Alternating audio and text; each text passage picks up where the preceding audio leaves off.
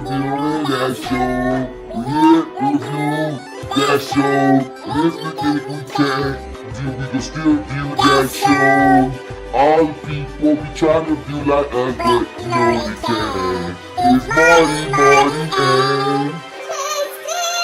and that's it. Review that show, bitch!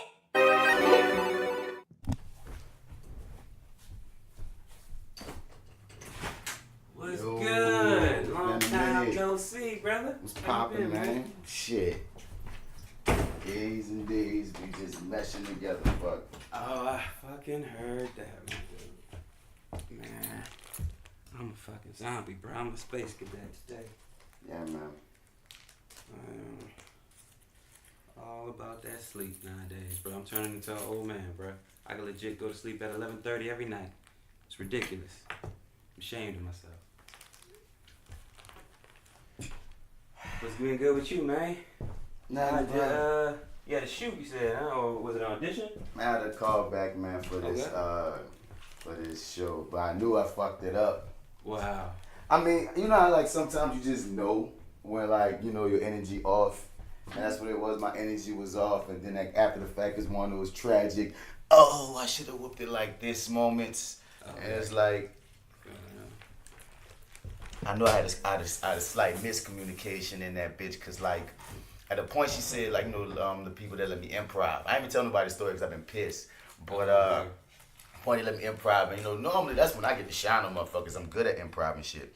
But like in my mind, I had this character set this certain way, and I went too left with the shit, and then I went back and thought, I was like, man, I probably should have went smooth instead of rough, cause like this character, like, you know, me trying to holler at this chick in the little scene, it was like 3 scenes I had to do, but one in particular hit me, and like she was like, play with it a little bit, and I kind of forgot the line, so when she said play with it a little bit, I went left as if in my mind like the chick wasn't answering me. Then I went back and saw it, and I was like, oh, do your homework, bastard, like, he just was hollering, so when she said play, she probably wanted me to be on some smooth or some funny shit. And I was like, hey, bitch, get back here at a point. Yeah, okay. You know what I mean? And then I was like, damn, I had 4 women in the room. Why the fuck did I go, hey, bitch, blah, blah, blah, when I should have probably just went buttery smooth trying to holler, even though this nigga is a thug, whatever the fuck. You know what I mean? I always love to maintain the fact that no matter who you playing, a human. So this nigga probably was just normally really just trying to holler at this chick. Yeah. And I put some unnecessary butter on that. You know what I mean?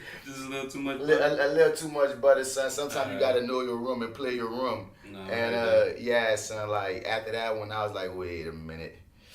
Yeah, I'm good now. I think I went a little bit too left. So yeah, we'll see. Well, I give it a week after any fucking audition. I give it a week.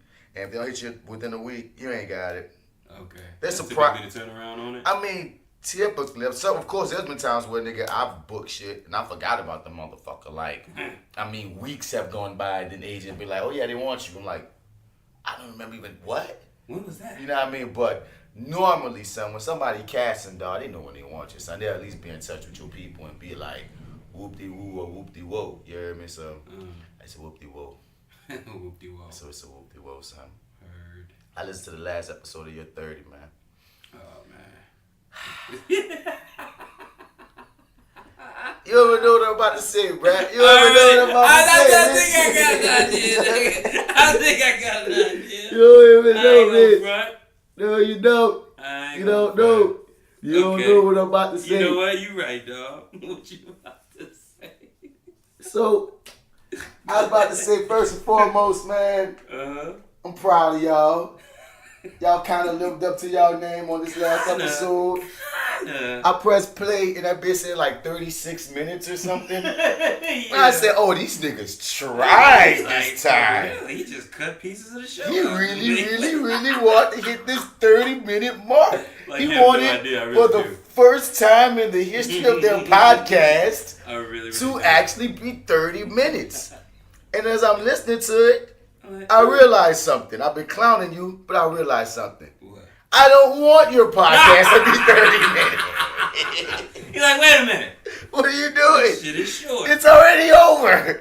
No, yeah. Like, what the fuck is this? He's like, this shit just started, nigga. You Nah, played bro. more music than they talked. Cause like we blatantly on FlyWithBats say, dog, we make a podcast when you working out, when you at work for a shift, when you going on a road You trip. on a road trip, You know what I mean? When you about And to that's when you when I kill listen some to 'em, fucking too. time, Yeah. put on Clean a it up. FlyWithBats, bitch, and you gonna be able to kill that fucking time.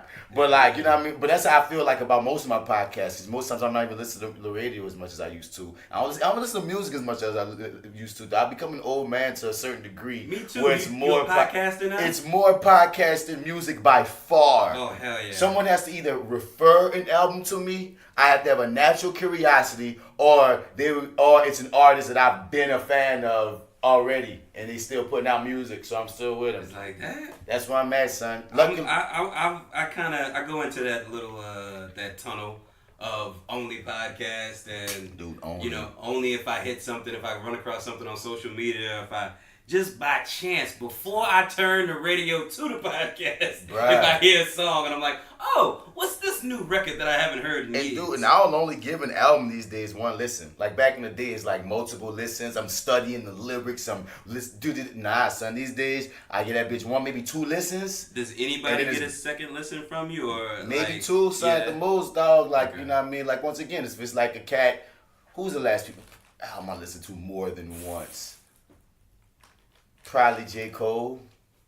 With the latest one? Yeah, might have been the last J. Cole album. Janelle Monáe got a bunch of listens. I really dug Dirty Computer. But when you put the visuals with the music, that's just like, that's what I really mean to say. That her movie, her little movie video, Michael Jackson joint, Dirty Yeah. Computer, I watched that a lot. You can get me on the visuals more so now. I guess I'm a little kid. But, I'm trying to think, dog. I don't know. I listen. that's I like whatever I interesting. like, and then keep it pushing. I think I listened to Drake shit more than once. Yeah, I was actually like, it's interesting that you say that, man, because I never really used to be into the music videos because, like, I just kind of felt like for the most part, every so often you would get one that was kind of cool or imaginative, but for the most part, they kind of all just sort of feel the same for me. Oh no, that's what happened with music videos. I mean specifically when they like Beyonce's Lemonade.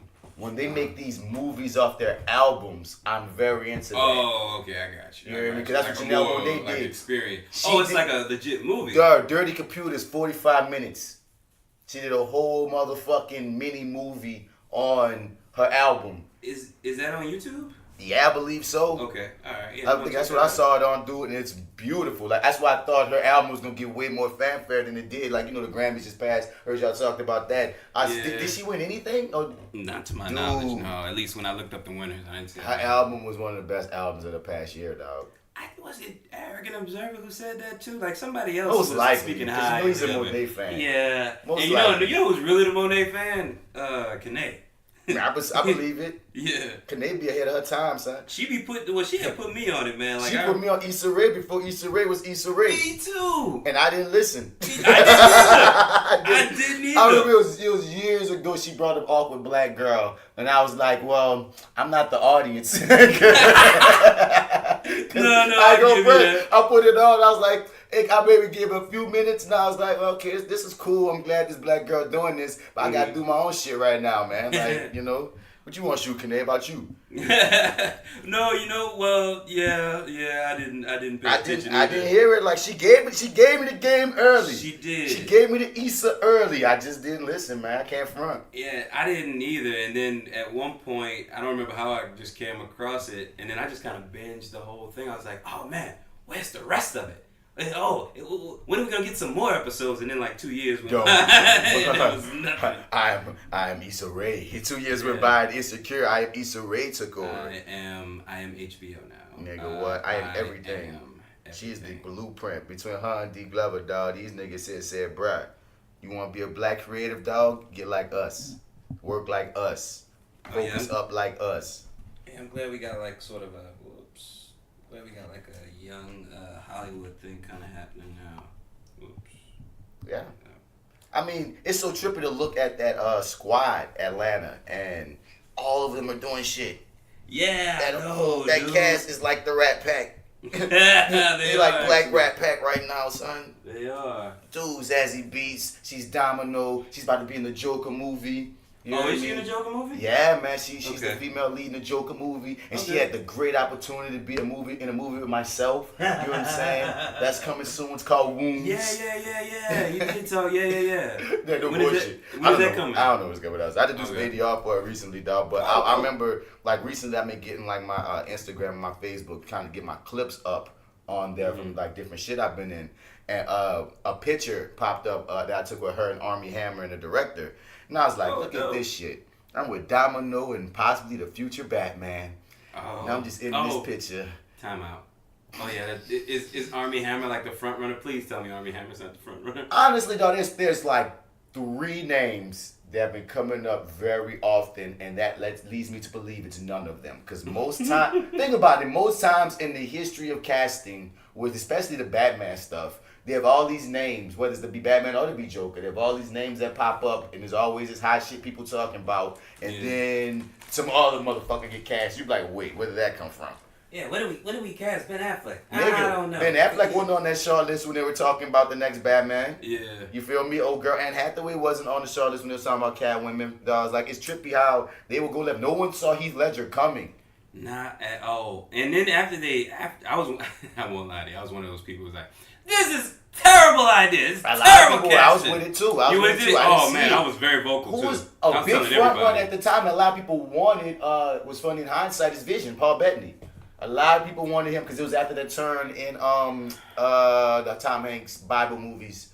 He's crazy albino. Angels and Demons. No, that's the second one. The Da Vinci Code. The Da Vinci Code. Yeah. After this turn into all lanky and white and with the pointy nose. Yeah, he was the albino villain. Mm-hmm. Yeah, a lot of people at the time thought he would be a good. It was a few people, but a lot of people wanted the dude who remember what that movie with the rats and the mice. Man, he's so weird, man. This in the mice. Man, I remember he could control them bitches. Wilbur or something. What's his actor's name? He's so odd. Something Crispin Glover, I think is his name. Yeah, him. The weird motherfucker. Weirdo. Yeah. Thought he'd be a good joke. I remember around the time of Heath Ledger's casting, there are a bunch of names floating. It wasn't Heath. Yeah, but it's like, man, I wonder. I would love to know. I don't know. I've never gone down that rabbit hole before, but I'd love to know sort of how we got to Heath. Because somebody had a genius idea that nobody else agreed with. Nolan. You think it's all Nolan? Nolan met with him and liked him. And then he had a personal screen test or something with him. And he was like, this is my guy. Yeah. And no one knew that he saw him. I forget the story of what made him. Because I remember I was following that shit hard. I forget what brought him to Heath. But I think it was Brokeback. I think it's because it was Brokeback because Gyllenhaal was trying to be Batman. And Gyllenhaal, Jake Gyllenhaal was like, it was between Gyllenhaal, Cillian Murphy, who wound up being Scarecrow, and Bill. I do remember that. Those are the 3. So from peeping Gyllenhaal for fucking Batman, he peeped your boy. He felt like Heath Ledger could act. He was like, this nigga's a real actor. Right. So he gave him a shot. And he was like, wait. This is my guy. And no one knew. That's what I stand by. So right now, even with the Bat casting, Armie Hammer, he's one of the front runners because he was cast as Batman back in that old Justice League movie that got canceled because of the writer's strike. Armie Hammer was supposed to be Batman in that one? Yeah, he was Batman. Common was Green Lantern. Oh, gross. Old girl from Agents of S.H.I.E.L.D. that plays Bobby.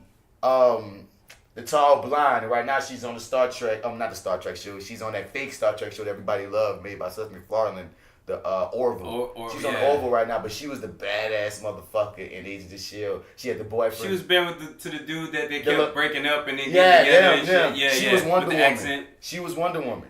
She could have pulled that, I think. She could have pulled it as Wonder Woman for that time. Yeah. She tall, she beautiful, what the thing is? athletic. I agree. I like her too. The thing is, the thing about thinking back retrospectively on Wonder Woman, it's kind of like, I can't see anybody but Gal Gadot now. Now, because she's so ethereally gorgeous and swaggy. But at the time, for that time, I could have saw her doing it. Who else was in that cast? There had a few people cast, but I remember Armie Hammer was Batman, and everybody was like, who the fuck is Armie Hammer? And this is when he just was hot off a Social Network. Oh, yeah. Yo. Yeah, I was big. The Winklevoss twins. Yeah. No, dude, I thought that blew my fucking mind to find out it was one guy. I was one dude, but I was so against it because I'm like, this is right smack dab in the middle of Dark Knight trilogy. Like Christopher, like there's supposed to be some separate universe shit of Justice League in its own universe while the Bat trilogy was going. And I'm like, dude, and this was around the time the Dark Knight was about to come out. I'm like, dude, you fucking we don't up. need this. You hear me? You're fucking up. We do not need this. That's why I was so glad it died. And at the time, people was, whoop-de-whoop, but now these years have gone by. He's a bit older. He's got more acting stripes. So, yeah, I like him a lot more. I've recovered from Lone Ranger. I mean, he definitely recovered. Another front runner is Robert Pattinson from Twilight. As what? Batman. Yeah. Bro. No fucking way. He's actually a name. He's actually a name. Did he throw his own name in the ring for that? I feel like his agent must be LeVar Ball. I mean, how the fuck does he get in the running for this type of bullshit? I can't front, dog. I mean, but look at some of these images of him, dog. Apparently, dog, like over the past few years since Twilight, he's another one that's been getting his acting chops, his acting accolades, dog. On these indies, niggas is like, this nigga can act. Yeah, no, I have heard a lot of good things about his indie work now. So when I be looking at some of these pictures of him, if he put on some weight, I can damn near believe it. Look at these pictures, dog. Don't lie. If he put on some weight, looks only. I don't know what his new acting shit is like. All I have is whack ass Twilight references. Me too. But looking at these pictures of him as an older person, he got the Bruce Wayne swag if he fucking just gained some fucking weight. Okay, so I won't argue with you there where does he have the look? Hell yeah. He has the look. Hell yeah. He has the look, bruh. I just don't know if he has the presence. I don't know if he has the presence. Exactly. That's exactly what it is. Yeah, I don't know either. That's exactly it. But I was spitting on the grave. J.Steel isn't here today, but J.Steel was also, she heard Robert, it was like hitting Ben Affleck. When she heard Robert Pattinson, really? Okay, she so shared the this is story great. on her Facebook and went, no! Gotta get my Facebook. And I was with it, but then I started seeing these pictures and reading up on why.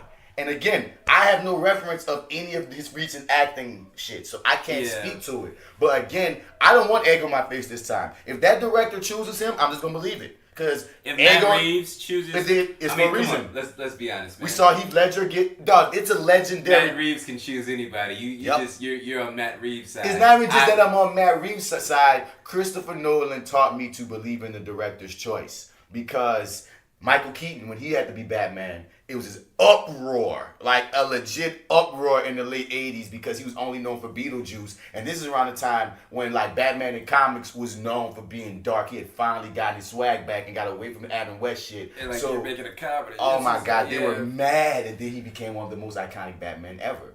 Same shit happened with Heath Ledger. Most iconic joke ever, one of the biggest backlashes. Anne Hathaway was even a good Catwoman when you come down to the story Christopher Nolan was telling. Most of the times in Batman history, when there's an uproar to a casting, it winds up being all right. Okay. So to not be on the wrong side of history, you're right. Whoever Matt Reeves cast, I'ma just go with it no matter how crazy it sounds. And I'm not as against Robert Pattinson if he puts on some weight and can show me he can do the voice. Because I remember Soft Boy says pedophile vampire nigga, not, base. I am like scraping my brain to think of something I saw. Oh, you know what I'm thinking of now? Because I'm like, I know I've seen him outside of Twilight and enjoyed it, but that was in Harry Potter. That don't count. It really doesn't because it's before fucking Twilight. It's before Twilight. Yeah, exactly. So yeah, I see it. There's huge potential there. There's potential. Like you said, you make a good argument. If Matt Reeves wants to do make a good argument on top of what I said about the history of Batman. I never would have thought it. No, never. No. Never. And he has gotten older. He don't look like the soft face, pretty boy that he used to. Yeah, some of these has a little rougher look. Yeah, it's like I can see you being Batman at a gala or some shit. You know what I'm saying? Playing through. But it's like he needs that weight, son. He needs that weight. Well, here's the thing. Well, here's a cool thing. Like, there's no way in fucking hell they're not gonna put him through some regimen, especially following Ben. Yeah, so because Ben was one of the most imposing Batmen. If not, he was the tallest that we've ever gotten. He might have been the biggest Batman we've ever gotten physically, really, stature-wise. Fair enough. Yeah. Ben went in, especially for Batman versus Superman. I guess so. Wow, I never thought about that. Fuck. Yeah, no, he was. He was. He was kind of in his big phase though too. He put the weight on trying to be the Dark Knight. You know what I mean? The Dark Knight Rises version from the comics. That's what he was trying to go for. Right. And like Ben is already like 6'4" without the suit, and they say the suit adds some inches. So this nigga literally was the most imposing. That's why people look at Armie Hammer because he's pretty tall as well. Yeah. And I say that I was like I said, no bullshit. That nigga tall. I remember being in the scene with him, and I fucked with him once. And if he get the role, I'ma laugh if this make the movie because the director kept saying I could say whatever I wanted at times. So at one point, I just wanted to see if he'll catch the joke, but I don't know if he did because he might have been laughing to laugh because he expected me to say it. And he said something to me, and usually I was improv, I'm a pretty motherfucker. But then he said something, I said, man, I'm Batman. and he looked at me, and he snickered. But I wasn't sure if the snicker was to him getting me throwing that at his ass, or if he just thought, I caught him off guard. Right. But this bitch want to really be a Batman, I'm going to be like, bitch, I told you, bitch. I told you, I put it in the air from one Batman to another, you motherfucker. I need somebody to roll that beautiful bean footage. Yeah, man. Where I called it. The other cat that's on people's tongues for Batman is a choice that I get acting-wise, but I don't see it. His last name is Holt. He played Beast in the first class. Nicholas Holt. Yeah. Nicholas Holt. No, he's too young seeming and feeling and looking. Like, now, once again, some of these pictures, when you see him with more scruff McGruff, depending on which the blue eyes and the mystery, he has it. He just seems so young. Bruce. Like, the thing is, a lot of people have Bruce. He can. He's a really good actor. A lot of people I can see as the Bruce Wayne role, sort of giving them two different dichotomies or the two different, I don't know.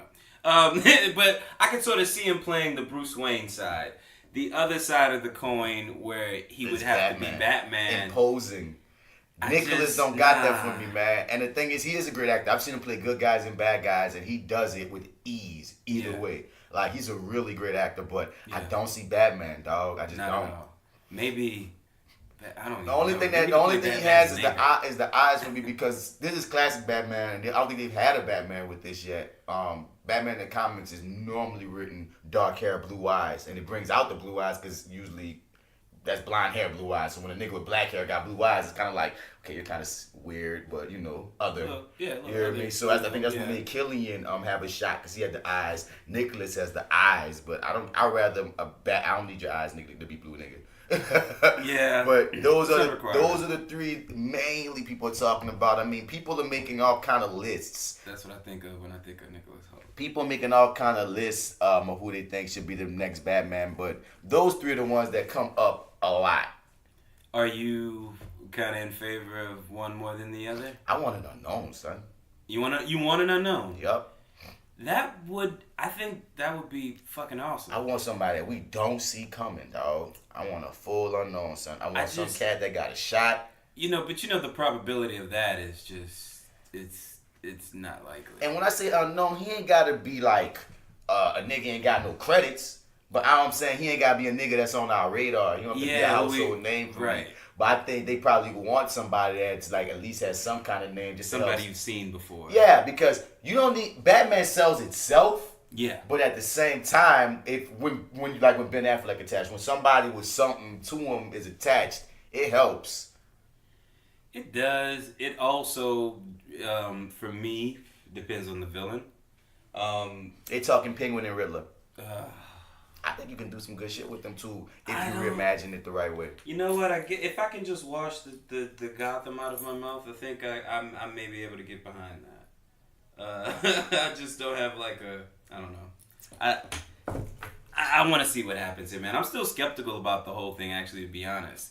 I haven't officially got on board. Aaron Taylor, he's Kick-Ass is an option? Rumor. There's a few rumors. Yep, because I've never seen him look like this. This guy grew up. Oh yeah. This is I think this is from Godzilla.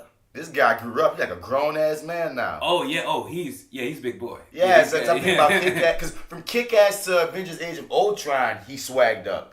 But now he looking like a superhero for real. Oh, he's a little Casanova. I can't remember what movie he could probably do it. Look at this picture. Oh, he could. This picture of him looks like Batman to me, dog. This picture. Let me find some other Aaron Taylor Johnson. I was thinking more Dick Grayson, though, for him, actually, to be honest. I mean, this picture makes him look like a grown man, but you never know. Fair enough. Well, Nightwing.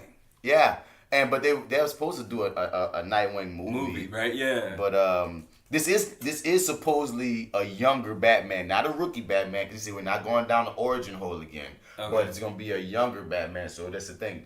Like cats like John Hamm got to forget about, because we're not going 40s. We're going like late 20s, early to mid 30s more so. So he's officially off the DC train. Is Henry Cavill officially off the DC train as well? No Not official officially. news on Cavill. Okay. None.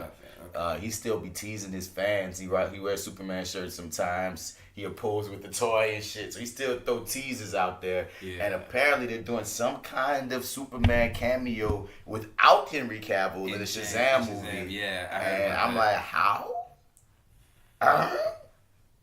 Yeah, I heard that it's gonna be like a behind the back shot or something like that. I don't know. I didn't Yeah, read the article. yeah. I read the headline that time, and I was yeah. like, "Yeah, sure, guys." And kept rolling. Yeah, it's like the way they wrote it off though was like it's either like a stinger or something that's sort of a throwaway scene.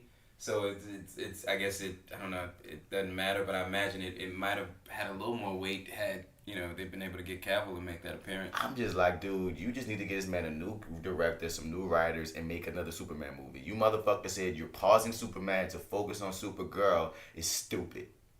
It's Supergirl stupid. movie? Yeah, we have a whole Supergirl show. And the thing is, you could make a Supergirl movie as well. Yeah. But establish your Superman universe. It's fucking Superman.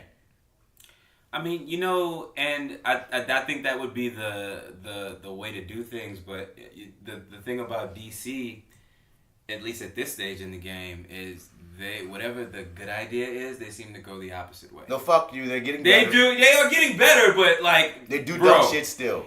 But bro. they're getting better. It's like you don't have to do it this way, but it would be cool to maybe sort of establish these characters and then sort of bring them all together. Nah, fuck that. We're gonna throw them all in one movie. Yeah, no, You know they what I'm were saying? Like, trying to fight and- Marvel when they shouldn't be trying to fight Marvel. They should have been figuring their own thing out. Wait, hold up, man. Which I think they have. So wait, hold up. Before, can we get into the show? Can we introduce the show Sorry. proper? Oh, yeah, of course. Do you have enough material for the Your30 podcast? I We actually done 30 yes, minutes for I you guys. so do. Thank you. I do. Shouts out to L Dub because he's gonna be Appreciate that. joining me on my first episode of Acting While Black. Cool. When Yeah, y'all man. doing that? We're recording that Friday Dope. with my dude Jared Mitchell. He was one of my partners. We've been in acting game. Basically, he was in acting game at the same time. We met in college. When I first graduated, and he was already had an agent. He helped me get an agent and shit. One of the coolest, one of my best friends within the business. Like, he really cool dude. And he's a nerd about the game. So I was like, you know what? I'm gonna pop it off. With my nigga. Oh, yeah, I and look see where forward we to go that. with that. I asked L Dub. I was like, son, I want to charge you with Today in Black Actor History Moment for every hour. Heard that. He said he about that life. I was like, you're the one Of I know course. can do it. Yeah. You're There's nobody else. The actor historian himself. L Dub, Larry Universe. Larry Universe. Motherfucking universe. And Larry. Yeah, We man. are the gym. So welcome to Sorry. Reviewing Yes. That Show. We are This here. that actor guy, Mr. Bats in the building. And this is your favorite host, Marty, here without the pause. Without the pause. Because I don't have my pause buddy. Nah, she gonna be her next episode, man.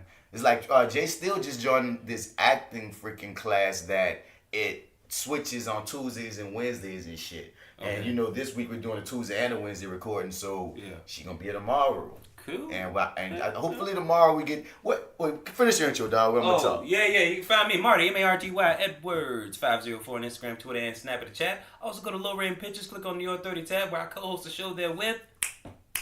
What's his name? His name is The Arrogant Observer because that nigga's listening, and this is no longer a safe space. No more safe space. All I want to say is, fuck. I thought I remember the line. I don't remember it now. It's going to come to me later. Fuck. Never mind. Something about him? No, something about you. Something about me? My duty is to get my money back. Win my money back. That's it. What? Because I haven't seen you since. I don't think I've seen you since I saw Green Book. Have I? Oh, no. Okay. We can talk about that a 'Cause- bit. We have not Okay. seen each other since you seen Green Book. Yeah.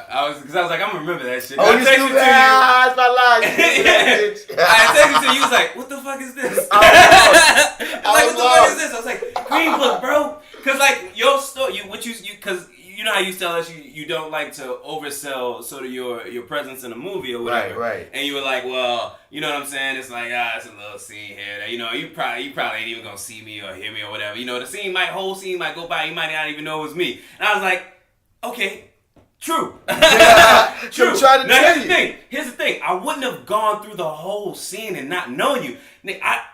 There's no denying that you in the final moments, but by the time you realize it for sure, we cut into them walking to the car. See, but look at that. You see what I'm saying? The shot they chose is so far away. It was because nigga, and then your hair's different. Cut. It's shorter. It's really cut. You're right, and I'm like, you know, and even when you said something like, because I had the ability to rewind. Yeah. So of course I went back to the beginning of the scene. And I'm like, oh wait, so you did say something in the beginning, but in the moment, I'm so engrossed in the movie, I didn't even realize it. That's what I'm saying. And I'm just like, you exactly the way you told me it was gonna go down. I would have been in the theater like, hey y'all, that's Bats, he's gone. He's gone. It was so because once again when we shot it, he had all these other angles, and he had even the scene is even longer. Yeah. And you know you expect that at times in the edit. But when I saw the movie, so they truncated it that much and went far out. I was like, well, I'm about to stop telling people I'm in this motherfucker because you will miss it if you're not looking for me. The thing about it is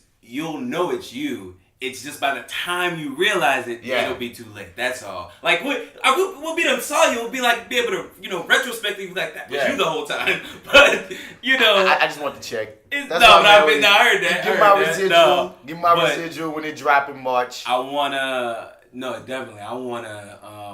just say that you were absolutely right, dude. It would have been one of my favorite films of 2018. Dude, it was a good movie. But it was really, really good, man. Son, the negative fucking shit they put on and fucked that movie up, dog. Because when you actually see the movie, it's not no white savior shit.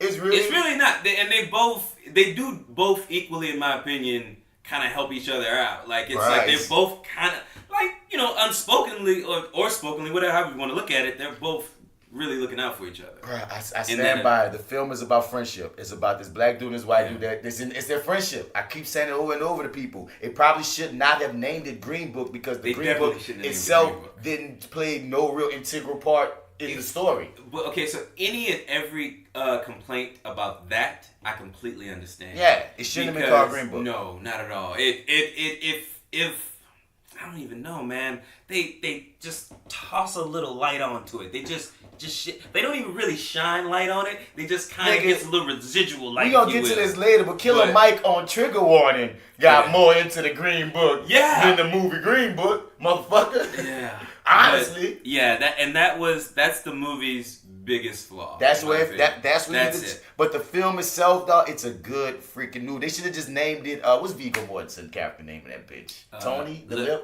Lip. Tony Lip. Yeah. So they could have named that bitch Shirley, Tony, and Doc or something. Like, you know what I mean? You could have named it something else.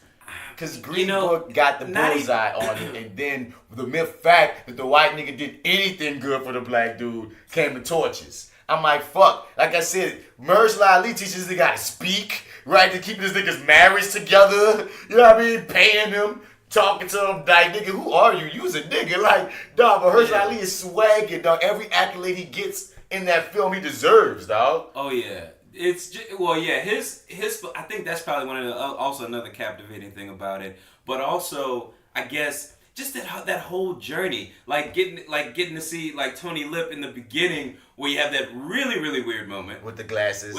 Also racist. Yeah. And also too for me, and maybe this will be about something we can get into if we ever talk about the film in depth. But I didn't really feel like they gave him like a full sort of turnaround there. It's like I kind of feel like, you know, if Dr. Shirley went out and got hit by a bus, and some other strange black people came into his house, he might throw those glasses away again. You know what I mean? Like, you know what I mean? Like, I didn't feel like they gave him a full turn. You know what I'm saying? I think he got the Shirley full turn. Definitely was an awakening, like opening his eyes to himself, I think, in a way. But if he wasn't there to do it, but my nigga, on a consistent basis, Tony went from throwing his glasses away because black people drank from him to sharing chicken regularly with his shit bisexual black partner. Oh, was he bisexual? I mean, because I feel like he actually was married to a woman at some point. And then, you know, he alluded to they had to get divorced. You know, you gotta get divorced because, nigga, you likes the men's. But I stand by this, nigga. I'm gonna call you bi if you could get your dick hard as some pussy, then you ain't just gay, homie.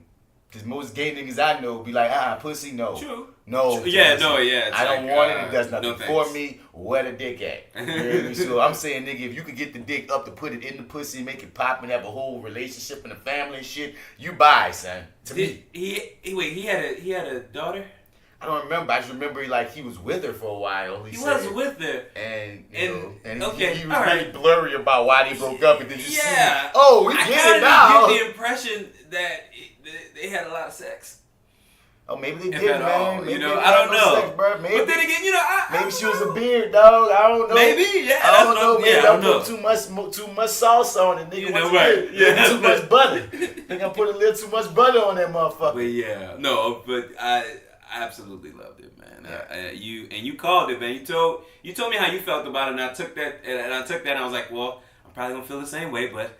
Let me watch it. And I waited, and I wish I would have saw it in theaters, man. It was because I was surprised that I liked it so much. Me too. That's what happened to me because we go see the movie, dog, and I'm watching that bitch, and I'm literally like just enjoying it, like whoa, like I'm so pulled in, and like I was expecting, like I don't know what I was expecting, dog. Honestly, I don't know what I was expecting when it comes to that film, but yeah, I didn't expect to be blown away. I was fucking blown away. I'm sitting in that theater like, damn, like. You had me on every beat. Yep. You hear me? You had me on all the beats. I felt everything through when we rehearsed that freaking scene in the rain. We was talking about, nigga, I'm not black enough. I'm not white enough. I'm not da-da-da-da-da-da. I'm just trying to be. I was like, it's the Oscar moment right here. Yeah. This when he get the Oscar. Him in the rain, that's the part he sent in right there. I'm going to give him a hug too, nigga. Tears in my eye, nigga. Give this man a hug. This man won the Oscar already for being a hood nigga from Miami. Now he being the most articulate black person you could ever see. Dude, that is like, oh man, that's so dope. He's dope. His Oscar run, that's dope. But, yeah, man. Have you seen Alita? Okay. I hear mixed things about that. Yeah, I've heard pretty good things actually. So we were opposite because you said you heard mixed things about the Umbrella Academy. Yeah. And I'm like, wow, dude. And don't get me wrong. I dug it. It kept my attention, and I didn't. It's difficult for a show to do that. And then I had a coworker who is terribly hard on things, but she made it a point to let us all know what she was going home to do that day, and it was watch Umbrella Academy. Yeah. I see her today, or was it yesterday? One of these days this week, and she's like, I sat down, watched the first episode, and said, I'm done. And I'm like, oh, wow, really? And Wait, is this the same coworker that was talking shit about that DC universe, talking about your friend probably don't know how to use it? Man, fuck that coworker. That coworker never is on a positive kick, man. No, whoever you are, fuck she's you. She's a snob. No, she's definitely freaking a snob. She is definitely a snob. No, she son, leads in it. give Umbrella a cop. Because the thing is, I think Jess got to like episode 6. It's like 10 eps. I ate the bitch. You know how I do. Oh, you watched the whole thing? I ate it, son. So I implore you, we're going to run it about it tomorrow. Get as many eps as you can in tonight. Yeah, no, I definitely. Because here's the thing. I got to the end of episode 1, and I was just going to try to take a gauge because you were really high on it. Very high. You told me to watch it, so I'm like, cool, I'm going to watch. I'm going to at least get that first episode. I was talking to my coworker, and sometimes we agree. Like, when we agree, we really, really agree, and we disagree, it's hit or miss. Who knows? Yeah. But I kind of took both of those in my head, and I was just like, well, I kind of want to keep going. Yeah. Not I'm gonna. And I went into episode 2. That's what you know what I'm saying? Me, so I felt differently. Although I don't think it's a perfect show. I see why she didn't dig it. Finish watching it. Okay. Finish watching it. Watch all 10, because we can't talk till you seeing all 10. And really, it goes... Okay. Really, dog, by episode 8, like, if you could get to 8, we can have a real conversation. Okay. Yeah, because if it's 8 or 9, it's unfortunate that this could happen. But the thing is, everything gets progressively better, honestly. But I think it's episode 8, something happens that makes it go, okay, character, okay. That's all I can stand by. I don't want to say anything else because you gotta have the same experience, man. Just you know what I mean? Get as close to 8 as you can. Well, okay. Well, here's another update on something else. I think I'm gonna go into the dub version of My Hero Academia. Yeah. Yes, my friend. I tried to look to see how long it was gonna take. Watch it, my friend. They're just telling me like sometime in the summer, and I'm like, I don't really know if I want to wait that long. I didn't, bruh. And apparently this movie dropped about All Might's origin. A movie dropped about it? Yeah, so I gotta find that. It's I forget what it's called, cause I saw like this clip on Facebook that was getting shared, and I'm like, where's this scene in My Hero Academia? You know what I mean? I knew they had a previous movie that's like some side movie about the time in the summer camp. I have no interest in that. It don't really move the show forward. Most of them side movies are just side movies. Okay. But the fact of All Might's origin is interesting to me. I'm like, all right, so what's going on there? So that's apparently out somewhere. I'm gonna find it. But no, dog. You've been watching the real shit. You finished season 2, I take it. I have. I forget how season 2 ends. What's the ending of season 2? I'm trying to remember. Because season 3 is so hard in my head. Have you met One for All yet? No, All for One yet? No, we haven't actually met him yet. No, we kind of know, like, so he sat your boy down and told him this whole story and everything about it, but we haven't actually seen him yet. Yeah. Hero Killer was gangster. Yes. I just gotta say that. That whole situation, son. That whole fight. But he I mean, to say he's so smart, he was kind of blind to the fact that I'm like, you kind of should be killing this cat right behind you that you're rolling with too. But you know, I mean, whatever. You know, whatever. My nigga said I got my reasons for doing things. Yeah, he does. And he was vicious. He was, dude. He was fucking gangster, man. Like, him, like, studying what all forms of combat. Is that what they said? I'm like, god damn. And, yeah, dude, he, half fire and ice, as I like to call him. What's his name again? I gotta rewatch, man. I forgot everybody's name right now. Oh, okay. I give them all nicknames in my head. Right. You know what I'm talking about. Fire, ice. Yeah. Ice and fire. Damn, I forgot my dog name. I know. Cause I remember my nigga Bakugo and Deku. I remember him hard up. And I like him too, though. I fuck with him. Like I said, at a point you start rocking with the class, dog. I'm telling you. Oh yeah, but I didn't get to the point where I fucked with Baku. You're not there yet. No. Oh, okay. It's much like it must be in season 3 then. Okay, because like I was just like I was waiting for this moment where I was like, turn me around, man, turn me around. And I'm like. It was kind of gangster. He's always going to be a dick. He's always going to be. He's never not going to be a dick. Now, there are going to be cracks in the armor at times, and they're beautiful because you're like, oh, there's hope for you. And then he goes back to being a dick. But once you realize that about him, and once you see that this nigga show up at the right moments, like when it's time to be a motherfucking hero, that nigga's a motherfucking hero. Okay. And he has more moments. No distinction there, like, or where it seems like, you know, at some points it sort of seems like he may turn into and that's the beautiful way they play it of you guys just keep watching watching. You're gonna get what I'm talking about because I'm gonna spoil enough for you. Gotcha. But like there's moments that, like I said, like even though he's a dick, that's a dick you rather on your side. Most definitely. You hear me? And he shows and proves throughout the series. Are you a Dragon Ball Z fan? Nope. Okay, because I was gonna say he reminds me of a Vegeta. But that's my nigga.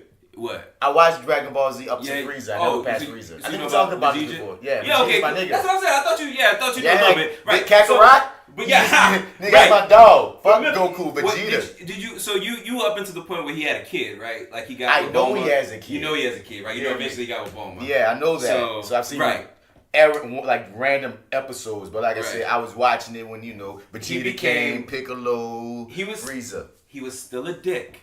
But he was a much more tolerable dick after he got with a girl. Personally, see, I think I just root for the asshole. I'm just saying. I root for the asshole because I root for him now. I was fucking with Frieza Vegeta even when he was evil. Oh really? When he was fighting, he got his ass whipped. Because he talks the prime shit. He did. He backed it up though too until old boy turned into a goddamn gorilla. I mean, dude, him and Goku's first real battle was the shit, son. Like that's the thing about Dragon Ball Z. Like when they first introduce a villain, you think that nigga's the best nigga ever, and then Goku beat him, and then he noodles him, and then they're not the same anymore, and then we gotta move on to the next nigga. But Vegeta as an opponent coming in that bitch saying nigga, like I said, he calls him nigga off the dump. Say nigga. I'm not gonna call you by your name is what? Kakarot? Goku. You ain't shit. Is that your chosen name? Nigga. Nigga, yeah. Nigga, like, dog, Kakarot, Vegeta had no fucking, he had all the smoke for Goku, dog. Oh, these niggas respect you? I don't. Oh, these people want to, fuck you.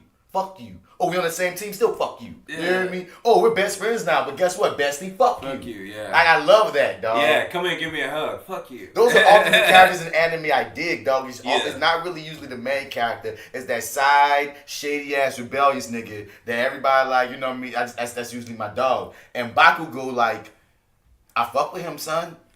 Because, like, I fuck with Bakugo, son, dog. He's just a dick. He's just a dick, son. Sometimes I don't agree with him. Sometimes I'm like, Bak. Why? But at the end of the day, I'm like, nah, you my nigga, dog.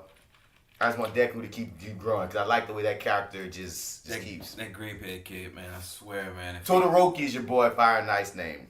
Todoroki, that's it. Yep. Oh, what's little grape head boy? Oh, the pervert. Yeah, I could put him in a chokehold. Like, he's the most annoying character. Yeah, and I'm like, what is the point of you being a hero? He doesn't sound the same. In the but he's a comedy relief. He's well, he doesn't. I don't know if maybe I just can't hear it, but he doesn't have the lisp in the dubbed version. It's like, you know what I'm saying? Like he doesn't have like a lisp or. I don't know how you do a lisp in Japanese. I don't know how you do it. That's what I'm saying. I don't know if I can't hear it. I don't know how that works. My son, I'm taking points off because they didn't get a Japanese person with a lisp. It just that's some American shit. No, oh yeah, true, very true. It's like you should have my values. I thought that's what it really is, though. Well, I thought that maybe he would have more of a, I don't know, maybe a higher pitched voice or just. I don't know. Yeah, maybe I really was putting my own expectations. Yeah, because my American expectations. I'm trying to tell you, dog, them hardcore anime motherfuckers often don't like the American dubs, and that's usually what I watch. Okay, yeah. You know what I mean? But a lot of my friends that are hardcore anime people, they watch the subs, so they have the sub voice in their head. So like one of my niggas I remember in particular was like, man, I hate Frog Girl American dub voice. And I'm like, why? Really? Frog Girl. Like, I hate it, man. I like the one. She sounds like a frog. I like the anime version, man. And I'm like, it's just, nigga, first and foremost, you're reading most of it, and you're just hearing voice. What? But I'm telling you, dog, so. All mine kind of sounds the same, though. He does on his lick. But I'm just saying, him having a lisp is some Americanized Western thing, or that's what we going to put on this character, I believe. Like, just because his look, he's a little nerdy perv. So, that's American shit. I take that. Giving him the lisp though, I thought was like just the perfect touch. Because you're American. Yeah, that's right. You're fucking American. Try to put your values on their culture. Just damn it. Shame. But I'm glad you got on board, man. Cause, fucking right, man. I need you to catch up because I don't know what I can say. Not much, man. Because I didn't get far into the first episode because. I don't know, man. It's just a different experience. I feel like I need to go back and rewind it because I'm trying to read to make sure I catch every word, but I feel like I'm missing some of what I might be wanting to watch. But I don't know. You're gonna catch it, dog. It's going. Yeah, I know it'll all come back into play. But it's like now I'm like, eh. Man, I just have a strange feeling, dog, that like one of these websites has the dub already. You think? I was looking, man, and so it's not on Kiss Anime. I'm looking up on Kiss Anime right now, dog, because I'm so mad that Hulu doesn't have it by now. Because once again, I watched the whole sub. I said, fuck Hulu and watched I watched the whole sub thing. I was like, screw it, I'm not going to wait. But I'm saying, after all this time, they should have it. But once again, dog, like I just love the interplay of having a superhero anime, dog. And in many ways, All Might's just the man. He's just the fucking man. Season 3, Boku no Hero wa Academia. That says dub, but that doesn't say third season. What is this? What is this? I don't know. This just says dub. They say we only got to a point. Well, if you're listening out there, you know we can find a goddamn American dub version of season 3 of My Hero Academia. You'll be saving Marty's life. You really would. Hear me?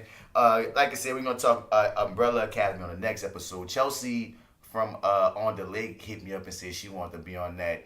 Girl, look, I'm gonna hit you up, but it's gonna be pretty last minute because we talking about doing this tomorrow and it's nighttime. So it's late. Yeah, it's late. So but we probably not gonna be able to cover the whole season. So even if you're not with us on covering the first half of Umbrella Academy, we can come through when we finish it off because I know Marty not gonna finish that bitch by tomorrow. But I'll probably get at least 2 more down. I like the idea of what's going on right now. Because I've noticed this, they have Marvel when there's DC, but I'm starting to see a lot of these companies these television companies are starting to pick up these indie comics. Because this Umbrella Academy is based off a comic book, but it's from Dark Horse. Dark Horse and Image are like the big indie comics. Like, there's Marvel DC, but then the independents is Image, Dark Horse, and it's a third one. And so I don't read Dark Horse and Image comics. The biggest one from Image was Spawn. Spawn was an Image comic. It was one of the ones that put Image on the map, as a matter of fact. Yeah, I was reading some Image comic. I can't remember which one it was. But yeah. They have some interesting shit, dog. Yeah, they do. It's just, again, it's like you really rolling the dice. I don't know if it was Jupiter Ascending, maybe? That might... I heard of that, man. Ain't that a movie? Jupiter... Oh, shit, sorry. Jupiter Legacy. Never heard of that, but I know Jupiter Ascending is a movie, though. Yeah, I'm thinking Jupiter Ascending. Yeah, I'm high. Welcome, high Marty. But there's like 3 or 4 hot properties on the indie scene that have been picked up. Okay. And I haven't read any of those comics, and it's kind of fun for me to watch on screen a comic that I don't know what's going on. I don't know what's going to go left. You hear me? When things went left. And honestly, I accidentally spoiled myself because halfway in watching it, I said, I want to read up on some of the comic book now. So I read up on some of the comic, and then there's this one titular moment that happens, and I was like, oh, well, I'm going to see this coming now, and I really wish I didn't. That's why I'm not going to say what it is. Okay. I just need you to get to at least episode 8. I stand by it, dog. Okay. I stand by it. At least episode 8. You're going to see what I'm talking about. But yeah, man, let's get into some news, man. Let's certain things that's happening in these news spheres. Like Jessica Jones and The Punisher have finally officially been canceled. Well, I cried my last tear. There we are, and we're good. I mean, we knew it was coming. Yeah, we cried the the tear. Support. Yeah, we cried the tear when they canceled Luke. We knew when they canceled Daredevil. Honestly. When Matt got canceled, it was just it's like, okay, you're gonna do that amazing and then you're gonna cancel it? Okay, what? You don't give a fuck. That's what you guys are doing. You guys are hitting the nuclear button right now, and it's cool. I mean, we get it. You guys, Disney is creating their own streaming service, and you, Netflix, have done all the legwork and created this not created this property, but you've sort of made it something, and now we're gonna take that shit back. Because we're Disney and we do what the fuck we want. I mean, talk is it might even be able to have a life on Hulu. Because Disney's doing Disney Plus, but they still, after buying Fox, still own a pretty good chunk of Hulu. Oh, really? Okay. So Askham Runaways is on Hulu, and there's a possibility that all those shows might wind up within like 2 or 3 years, because once again, the Netflix contract has to expire. So they can't have it for a couple of years, but we might see them things on Hulu. Which kind of makes sense if they keep Runaways and Cloak and Dagger are there. Both of those Marvel shows. Well, Cloak and Dagger comes on Freeform, right? Yeah. But I watch that bitch on Hulu. I feel like most people watch that bitch on Hulu. Yeah, that's what I'm gonna watch it on. Yeah. So So FX is having their own streaming app too. Have you seen that? I mean, I'm not surprised. I mean, that's where everything is going. But is there some on FX that niggas should be watching? I mean, besides Atlanta. I mean, Sons of Anarchy is over. The Mayans is supposedly something, right? I tried to watch. I watched it. I got through the first episode and I haven't gone back. It's just, I mean, it wants to be Sons of Anarchy, but the unfortunate thing is, it's not, and that's its biggest flaw. Peep this manga just dropped. I meant to mention something with someone in My Hero Academia. Vigilantes. There's a whole Vigilante series that they started. Like, because, My Hero Super Podcast. Well, they're going straight. That one's all about the vigilantes of that world and what they go through, not having powers or have minimal powers and shit. And they're a whole nother in that same world? In that same world. And that's... This is a comic? It's a manga right now, but the plan is to make it an anime as well. Okay. I'm like, shit, I'm here for it. It's in the same world, and they going, because I love me a non-power motherfucker, you know me. Yeah. So, like, I'm amped for whenever that comes, too. Because you let me just think of spinoffs. When we're talking about, Mayans is the Son of Anarchy spinoffs, or Vigilantes is going to be that. And we're still getting Alfred if we want to still talk about spinoffs, but whatever. Yeah, things we didn't ask for. Why are we getting the Alfred movie? TV show. It's really happening. I saw the pictures. Dude, they're serious. Who's playing Alfred? Some cat, some white boy, some virtual unknown. I don't give a damn about what Alfred did before he was Batman's butler. I don't think anybody does it. Like, nobody's really... I don't hear anybody really curious about this. Everybody's only just making fun of it. I mean, now, granted, who knows? Maybe they'll put together one dope-ass show. It might be a cool show, but it's just goofy that we gotta go from Alfred as a starting point. We could just make some British spy boy show and call it a life. Yeah. I mean, that was probably the idea, but they probably, got a more of a jump start with putting the Alfred's name on it, or the Batman did they franchise. Cloverfield it? Yeah. I mean, I kind of, I think so. I mean, who knows how it started, We're going to slap this name on it, even though we have a script that the movie has been sitting. Yeah. Wanted to reshoot it. Yeah, it's a Cloverfield movie, bitch. That's what it is. That is Alfred. Sure. Well, Krypton got some ratings. I'm surprised, but they say Krypton became a pretty interesting show. And I keep hearing that. I still just don't have I don't have the end, because they say if they get to like episode 5 or 6. Before it gets... Yeah, because they say it's a slow start for them to set up the world. I don't got the patience for Krypton like that. I don't care about Superman's grandfather. Fuck out of here. I do not.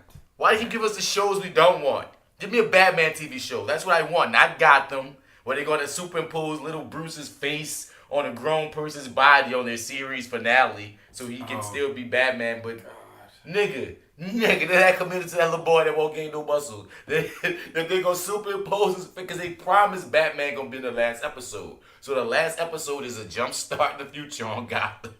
And it's going to Then why are we even still dealing with the kid? Yeah. If we jumping forward. Superimposing his face on another body, dog. A body with muscles and height.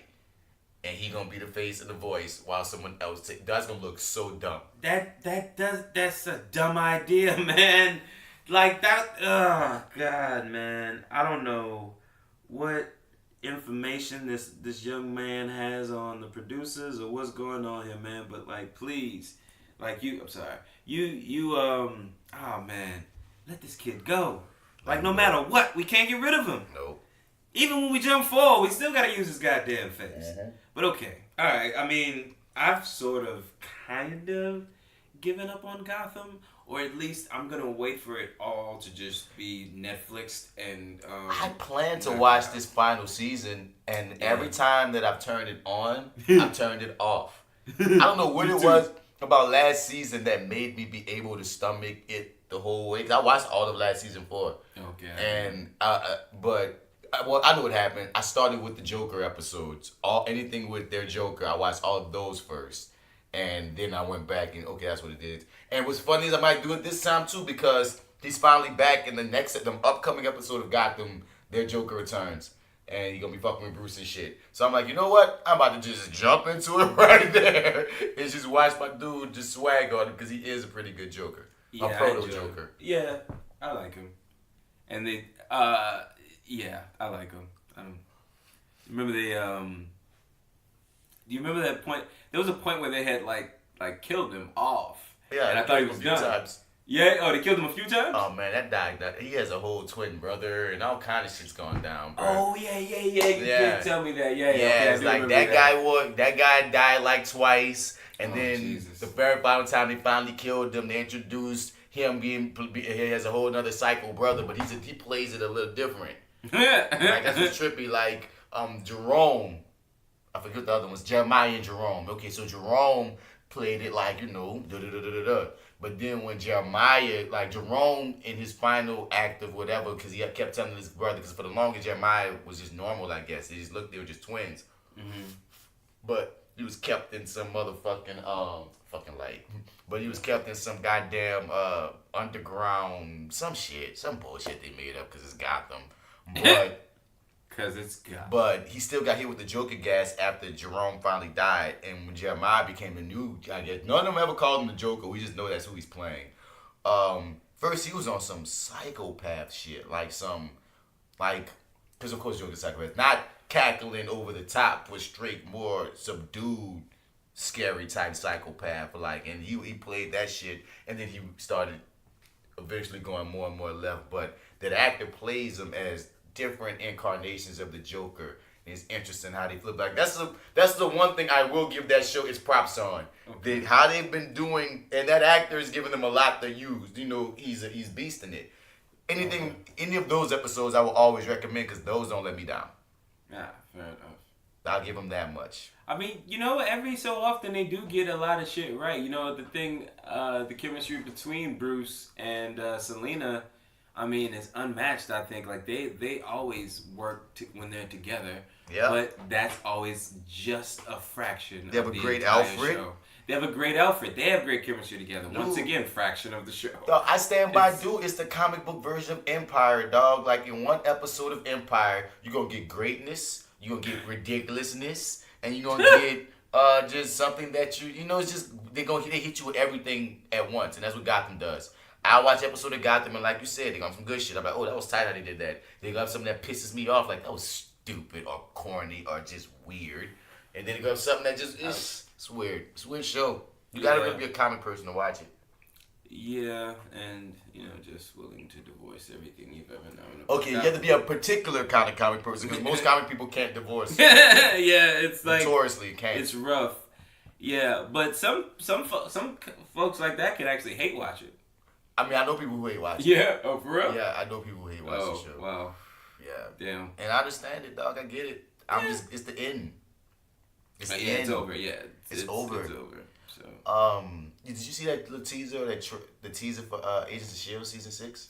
I have not. Any good stuff there? Man, we about to watch that bitch. God damn it.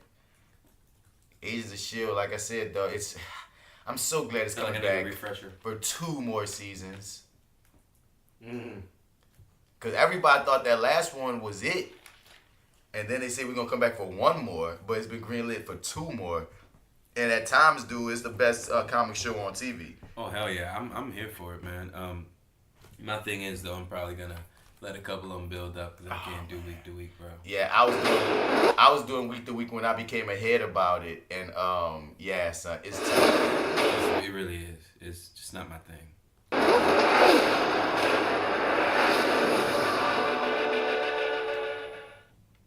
Your job is to put together a team you trust. If you think about everything you're up against all at once, you'll crack. I was there until the very end. I'm glad you got a little time together. We got more than we thought we would. This isn't a job I take lightly. I have to be responsible for everyone. Fitz is frozen out in deep space somewhere. I have not a single doubt you will find him. Sorry, boys. It's ladies' night.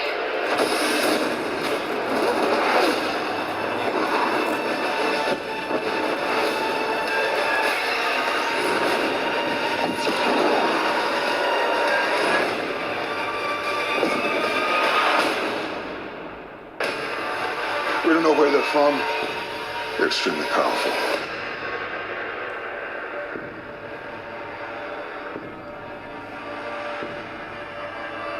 You're from S.H.I.E.L.D.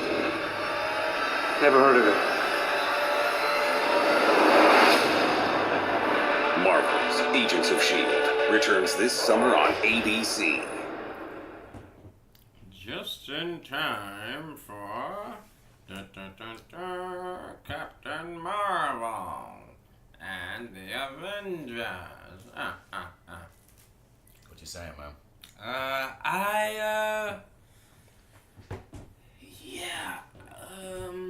It's coming back to me now. Yeah. Max in charge now. Yeah. Coulson's dead. Yeah. They gotta find Fitz. Apparently not. Yeah, they gotta find Fitz. Yeah, because Fitz sort of froze himself because that was the only way. I forget why that happened. He froze himself because remember the team got shot into the future. So he froze himself so he could come back alive in the future to save them, and kept himself in stasis. But the thing is, technically, since they got sent back to the past before any of that happened, that body, that Fitz, is still in the future waiting to wake up. I mean, he's still in space waiting to wake up in the future. Right, but Fitz died previously, right? He died in that timeline. Right. But technically, since they went to the past... In the building, right? Yeah. Yeah, okay, cool. Yeah, but technically, since they went to the past, that other Fitz is still in their space in that timeline, because he's still waiting to be waking up in the future. So even I was reading up, they're gonna eventually find him, of course, because he's a core character, he's an actor on the show. But that's not the guy that she married. Because remember, Gemma married Fitz after the Fitz. That's the nigga that came and saved him and did all this shit he basically became a whole nother nigga on some shit. He really redeemed himself, because for the longest he still had that guilt on him for even being an evil nigga in the goddamn world, the Matrix world. You heard me? Yeah. So it's gonna be interesting what happens with Fitz. From what they're saying, Coulson, the actor's playing a different character. Coulson's playing a different character? So it's not, Coulson's really gonna be dead. Oh, okay. And the actor who plays Coulson is coming back to be a different character. Probably a Skrull. Okay. We're gonna see how that play out. Yeah. And that's all I know. And of course, Mac is the team leader now. Yeah, this is all exciting news. Like I said, I'm probably gonna watch that first episode just because I won't be able to help it, and then I'll just have to let at least 2 or 3 of them pile up before I kind of jump back on board again. I'm gonna be talking all the shit though. Don't worry. Oh yeah, I can't do this one week to week, dude. I'm so used to having it on Netflix and just kind of going through that whole thing. But now I'm just kind of at a point where, you know what, I don't wanna, not like I don't wanna wait that fucking long. But I do kind of want to see it sooner than later. So I mean, I'm just gonna let them build up, and I think I'll just tackle them then. But yeah, I'm excited. I'm happy that they got their seasons back. I mean, I was kind of down on them only getting half a season and only coming back for that last one. I mean, Legion is ending up the 3 seasons. Like this is their last season. What is it airing right now or about to air? It's about to air. Season 3 is gonna be the last season. It's an expensive show. They know that it's their final season. Yep. Okay. So I mean, very expensive show to keep. Like I said, when you watch it, you see it's an expensive show. Yeah. And the viewership didn't match up to how much you're paying to make it. So I get it.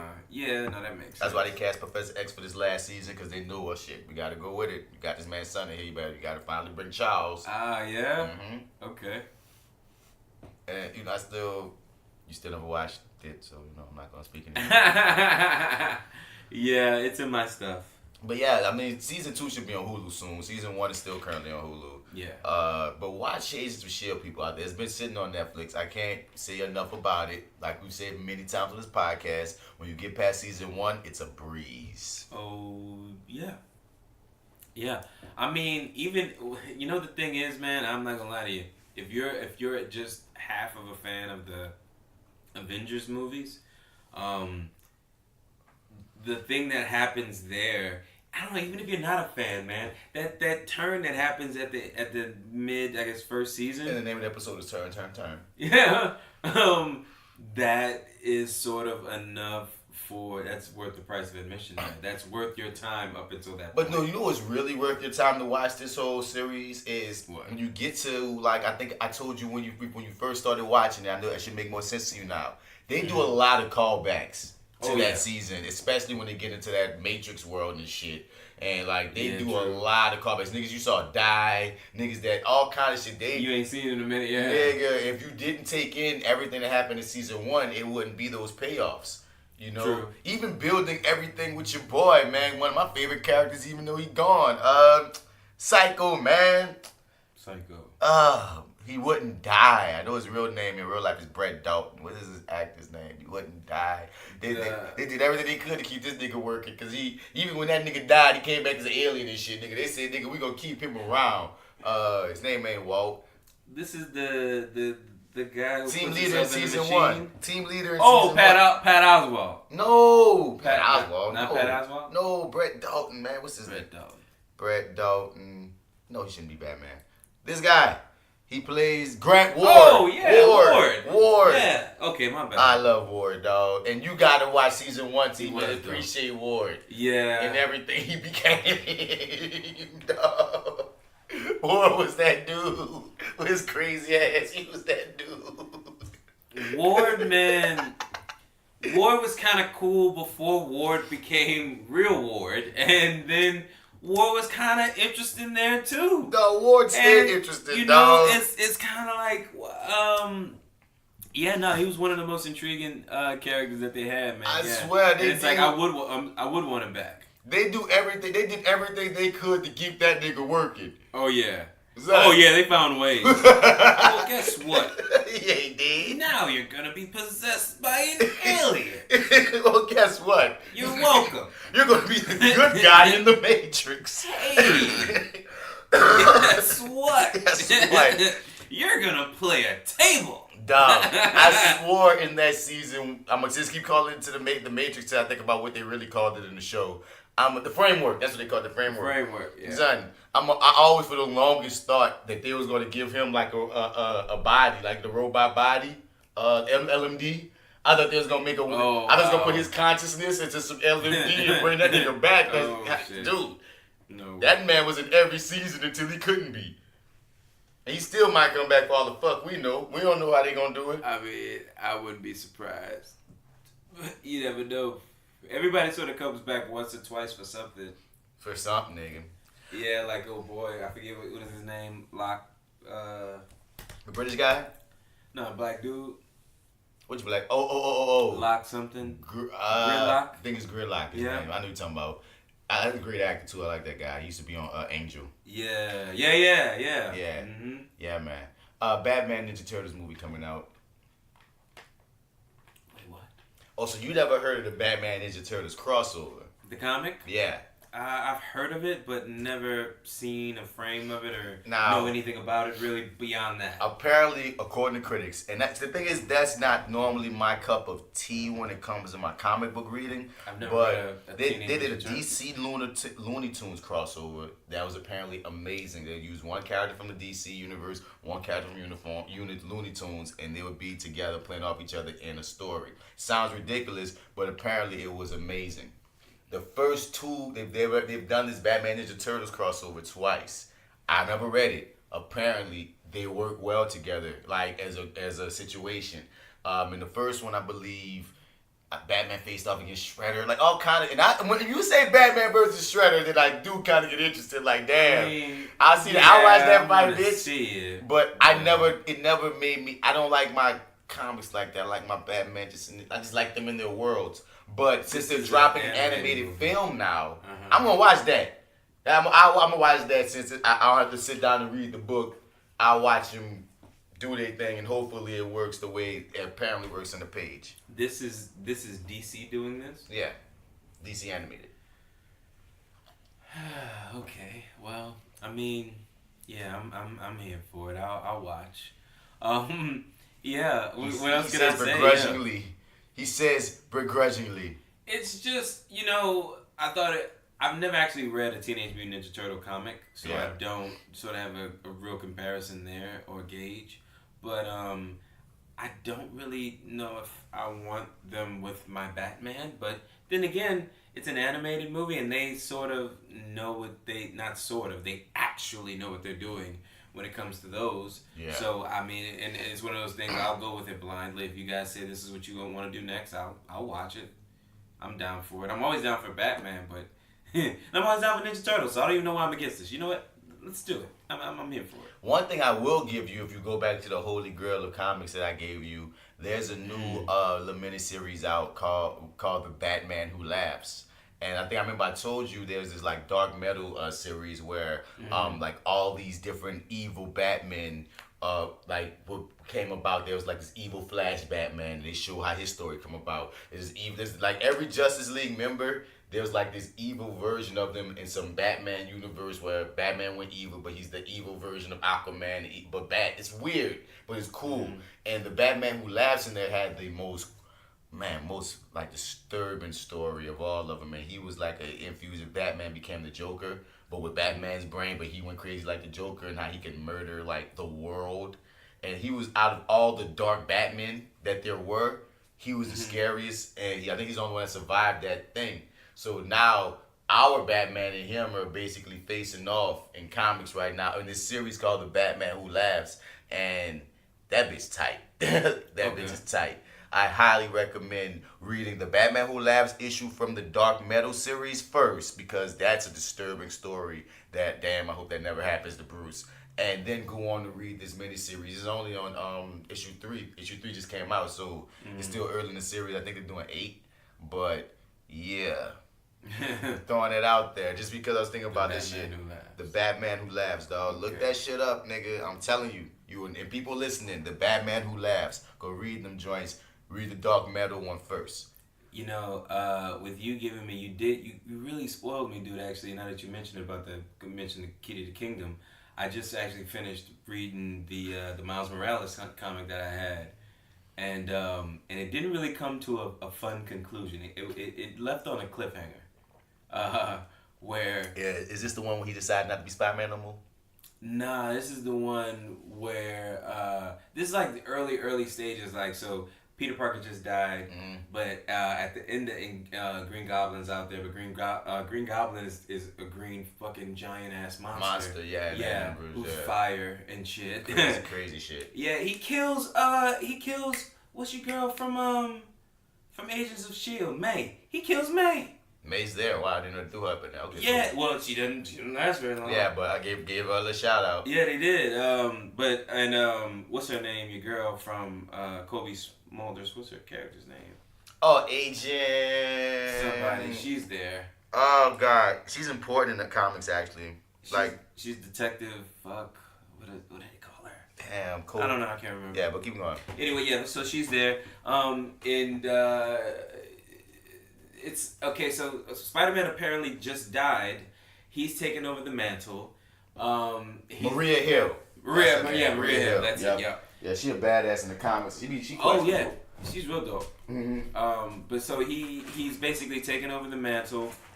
Aunt May has given him Peter's web shooters. Yeah. And so Peter Parker comes back. And is scrounging around Miles' apartment, and they kind of get into a tussle, and he's like, give me back my goddamn web shooters. And so he jacks him and knocks him out. So Peter Parker jacks Miles Morales, the web shooters, knocks him out, and so now when Miles Morales has to get around, he has to hop on top of a bus and ride that mug around the city. And then so he gets into this fight with Green Goblin.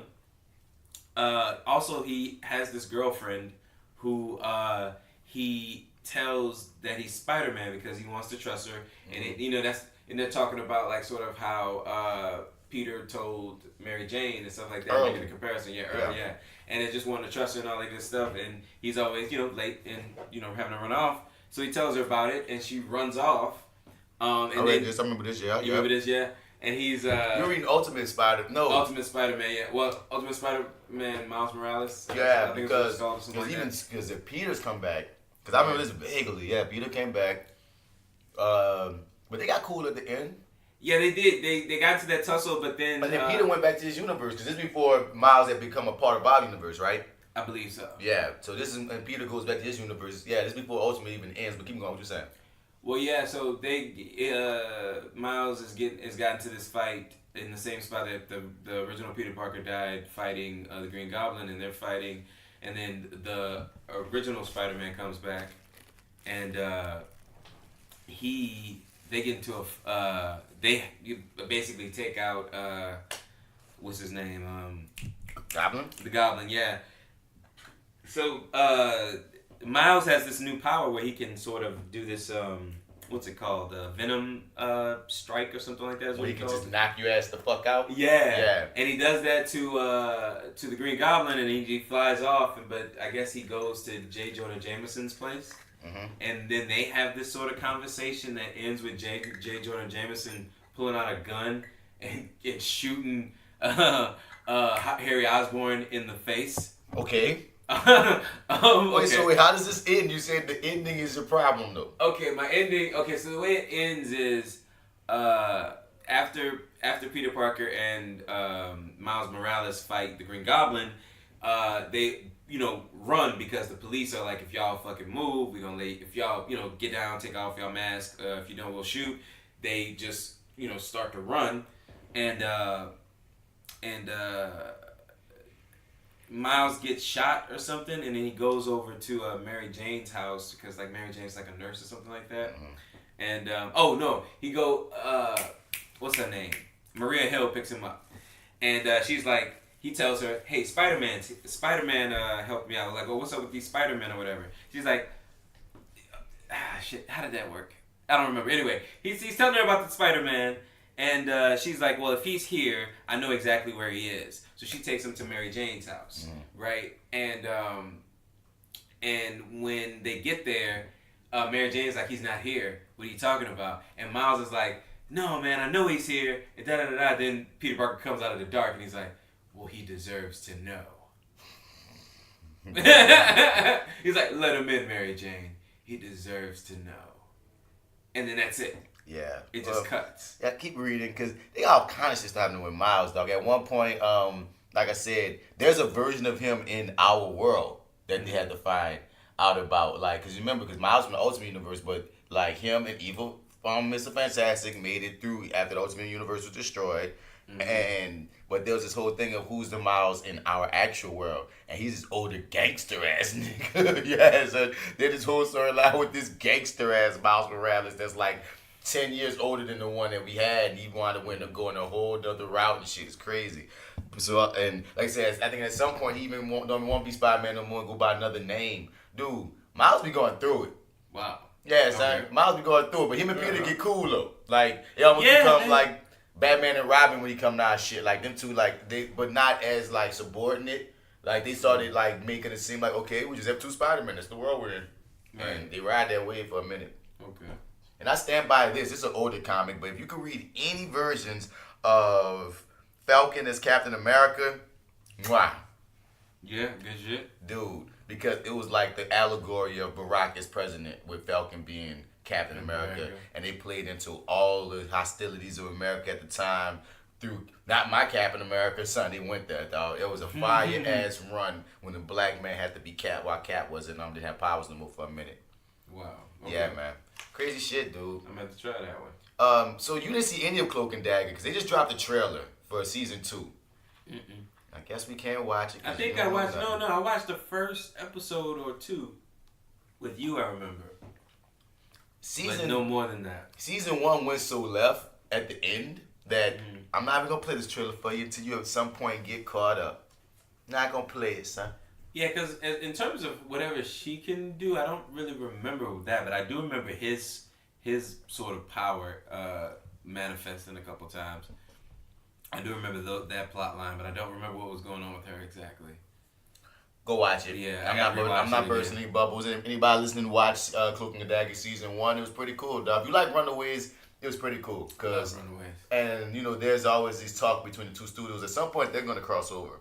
I think I loved Runaway season 2 though a lot more than season 1. It was better, but it's supposed to build up. Yeah, it's like Planet of the Apes. Yeah, well, sometimes it's.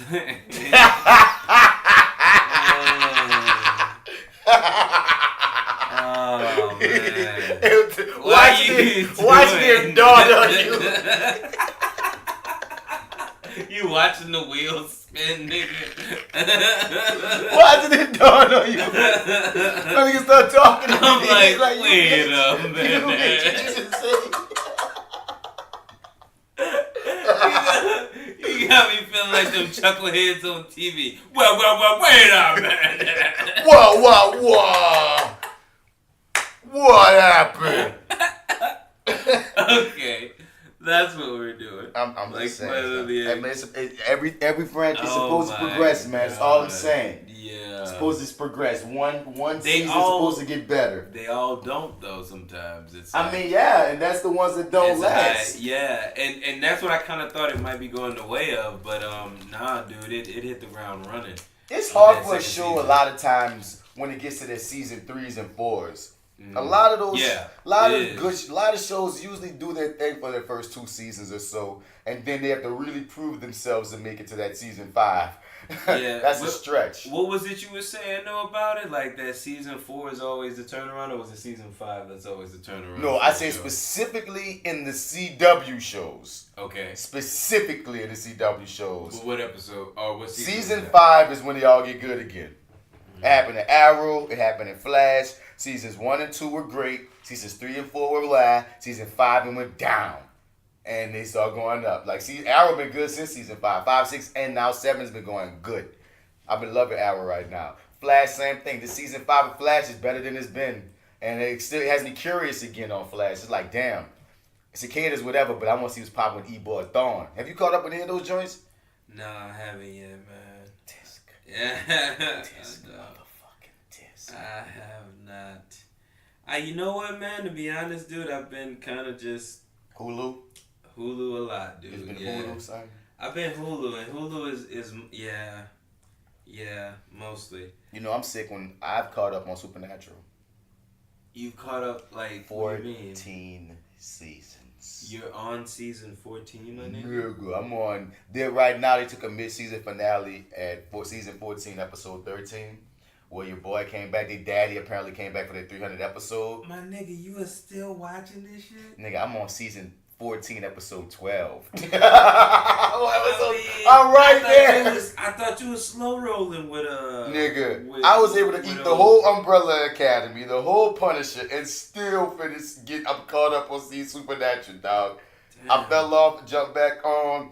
I've been on the whole ride with Sam and Dean Winchester. Yeah, bro. What's up, Naja? What you want to talk about? I'm there. I've surpassed you, Naja, baby. Oh, wow. I ate them all. Oh, my God. Damn. When you leave, I'm going to most likely watch the last one just to be fully caught up. What? Nigga, I ate it all on Netflix. Right. Then watched it on CW Prime itself, nigga. I didn't even know it was even started. I was like, damn, y'all 13 episodes into season 14 and they've been freaking greenlit for season 15?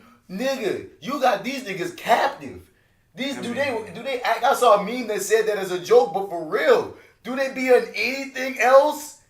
These niggas is captured, dog. They've been doing this show for 14 years plus because they had sometimes that they weren't, like they got canceled and a year or two happened and then they came back. So, nigga, watch these niggas get old. Dean got fucking laugh lines and shit. That's what I'm thinking, nigga. Like, you can watch these boys grow, bruh. I mean, and then, oh boy, I mean, he's still a big boy, ain't he? Who? Sam? Sam, yeah. Sam get big as fuck after season 3. Nigga, Sam, I saw Sam show up in fucking, cause you know, I never really watched the show until now. But Sam showed up in fucking, I think I said this before, Friday the 13th remake. And I'm like, God damn, Sam, that's a big boy. You've grown since Gilmore Girls. Sam get big, dog. That is a big nigga, boy. Sam get big, son, and dude, the show just, I don't know, bro. Like, it's like a big blur. I like it a lot, but there's times where I see the ridiculousness of it. It's like, man, the fuck, but I made it. You see, yeah, nah, dude. I mean, you supernatural indeed. Nigga, I'm on, dog. You get the Supernatural Award. Hey, son, I ate 14 seasons. That's how I know. I told J.Steel the reason why I stopped Game of Thrones was because, like, our schedule started clashing and me and her was watching together. Fuck that. As soon as I get caught up on Supernatural, son, I'm finishing my Game of Thrones, bruh. Oh, man. I just rewatch it with her if she need another Game of Thrones watching partner. But I'm rewatching my Game of Thrones, dog. I'm picking up where I left off in season 5. And you're going to hear me talking about that a lot more very soon. Well, cool. I can't wait for you to get all caught up there. Because it's like April, right? Yeah, it's April. Mm-hmm. Fuck that, man. We're coming up on April, dog. We're in February. Thursday. Yep, Thursday, February 21st. I need y'all motherfuckers that's listening. Download Sony Crackle. My show comes on the Oath Season 2. Oh, when is that? This Thursday. This Thursday at midnight, The Oath drops. All right. Sony Crackle. It's Crackle. Free. It's free. It's free. Go fuck with your boy. If you have a Sony smart device, it's already preloaded on there for you. Just saying, if you have a PS4, you already got it. If you have a Roku, it's just a download. fuck with you, boy. I'm on like maybe 4 or 5 episodes. I don't know which ones because that was such a trippy shooting schedule. I think I said this on FlyWithBats already that we'll be shooting multiple episodes in a day. But like my character's like a supporting, so it's like I'll have maybe a scene or two an episode, but I don't know where they're gonna be at or where they're gonna show up. So I might have shot 3 scenes in a day, but each scene was a different ep. So I don't know if I got 5 eps, 4 eps, 6 eps. So go watch the season. You let me know. Is the whole season being posted, or is it like a week-to-week thing? I think the whole season's being posted. I was able to, because you can stream season 1. Season 1, the whole thing is there, is available. If you want to know what the hell's going on, go stream season 1. That was easy watch. Because I said this, I think when I first brought up the oath, that if I just would have saw a trailer for season 1, I might not have made a destination programming. But one, personally, dog, because like it's it's about the cops, but it's about dirty cops. But I don't really always get into stuff about cops. But when you start watching it, it pulls you in, and you be like, oh, all right, okay, show, I see you. And then at a point, I like legitimately became a fan of what the story they was presenting, especially since it was based off true events of nigga, y'all got gangs in the goddamn police department. Did you ever watch The Shield? I always hear about how great the show was. They say that was one of those shows that predates Breaking Bad as far as you following the villain or the anti-hero get away with all kind of shit. Oh, dude, yeah. Well, true. Yeah, no, it was. It was sort of ahead of its time too, in this sort of gritty. Yeah, it did. It was. It was a dope show. This kind of reminds me, like I don't know, something about that kind of reminds me of it a little bit. At least the description. It's like I'm kind of interested. I'm wondering if I'll have the time to binge the first season, or if I could maybe recap it and then just jump into the second season. I'm trying to think. Season 1 was cool. Like it was cool. From what I know of season 2, because one of the main characters from season 1 doesn't come back. It's not because he dies or anything. I just feel like they couldn't keep his contract, honestly. He's like the biggest star in the motherfucking season 1. And season 2 kind of starts off like, it's kind of on a different tip. Some time has gone by. So it's like, I feel like you could possibly dive into season 2. But they're going to have some callbacks because like, one thing, I would say watch it, but if you don't, I feel like it's something that you could catch up on. But I will always say it's a week-to-week thing. I probably can do it then because I have a little time in between. I'm a completist, dog. Personally, dog. I'm not the type of person that can watch a sequel without watching the first one. Some people can do that shit. I can't. So it's even hard for me to tell people listening, hey, go watch season 2 without season 1 because I wouldn't do it my goddamn self. I got to see everything. I'm sorry. I want to know every callback. I want to know every little in joke. I want to know every little anything. I want to get it. When some character pop up that I want that came from season 1, I want to be able to go, oh, and not, who the hell is this nigga? I didn't understand. Exactly. Don't want it. Did you watch Castle Rock?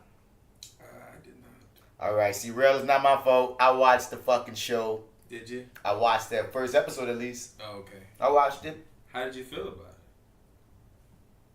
You want to wait, don't you? Okay. I'm gonna wait. We can wait. I'm gonna wait. I'm gonna put J.Steel on alert that she needs to watch episode 1 at the very least so we can talk about it next episode, specifically for you, Rel, which means we're probably gonna push In Time back, so I doubt we're gonna be able to push both those to happen because we still gotta watch In Time for Peanut, for Derek.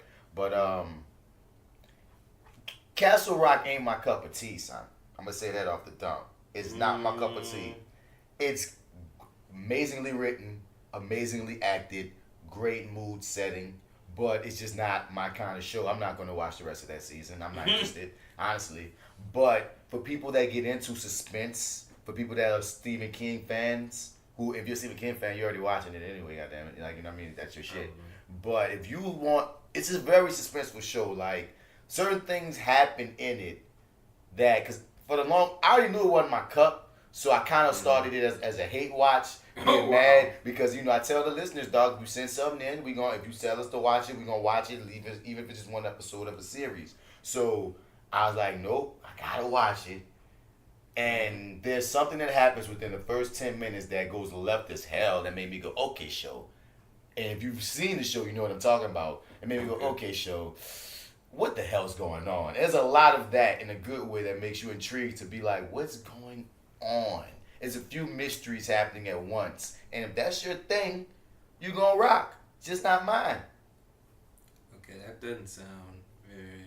You like mysteries? Very recommended. I do like mysteries. It's what it is. I love me a good mystery. It's a mystery, but it's not...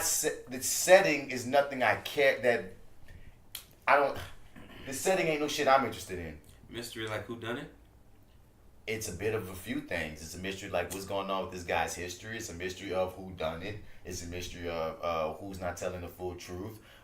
We got a few things going on. Like I said, I recommended to people who dig suspense mysteries. For my TV show, I'd rather watch some comic book shit or some comedy shit or something else like or some action or some like crime. Or something, but like This wouldn't be your go-to. It wouldn't be, dog. It wouldn't be my go-to. But I understand why Rel recommended it because, again, great writing, great acting. Like, I don't have nothing negative I can say beyond. It's just not my cup. That's all. That's Fair all. enough. All right. Well, I'll be able to weigh in tomorrow. You've laid down the gauntlet. Now I must watch. You might love it, dog. Like, for real. It might be like, if you love it, I'll understand why. Because technically, there's nothing at all wrong with it. Okay. Like, you know what I mean? You know, sometimes you'll watch something, you're like, oh, this, no, it don't suck. It's just, I was like, I got to the end, I was like, interesting. Where's my Umbrella Academy? I think I should be watching Doom Patrol. We have to watch episode 1 of that at least. I hear it's good. Yeah, is it? I didn't watch it yet. Okay. I hear it's good. All right. And the funny thing is, Umbrella Academy, the people who created that said that they were inspired by the old Doom Patrol comics when they came up with Umbrella Academy. And both those series dropped on the same date. Petty. Petty. They both dropped on Netflix and DC dropped both those joints on the same date. And I'm curious. Yeah, no, I thought Doom Patrol was the best part. Best part. Was the best episode of Titans? Yeah, when we first were getting into it, though, that was my favorite episode thus far. And then found out that they were gonna have their own show. And now it looks like maybe the Doctor has been recast. He did get recast. He got recast, and now we're adding Cyborg. Oh, this for that. Oh yeah, for real? In real life. But I looking at what they did, they're playing that show as a comedy, as you can see in the trailer. You saw the trailer? Yeah, I've seen it. Yeah, and I read it straight, like straight, serious. So after I saw the trailer, I was like, I really would have wished I'd have known. That it was a comedy. Because really, he ain't even being like robotic or anything. He just being a nigga that just happened to have metal on him. Yeah. You feel me? And like, I think I was thinking more since I knew how the Titans trailer looked, that they was going dark and serious. So I'm thinking, okay, maybe they're trying to follow the Cyborg from the films since they got this whole world of seriousness on this Titans trailer. So I went more dark with it, and now I'm like, oh, you bitches. But I'm still curious about the show. Yeah, I'm curious about it. For me, they were. I thought they had great chemistry on Titans. Yeah. And I was just like, I want to kind of see more. It seems like they are, like you said, they are leaning more toward the humor in here, which isn't a turnoff for me necessarily. I mean, that's what Doom Patrol's supposed to be. They're the oddballs. They're the oddball. Yeah. So I mean, and that works. That works for them. I think they're kind of leaning into sort of their lane there more so.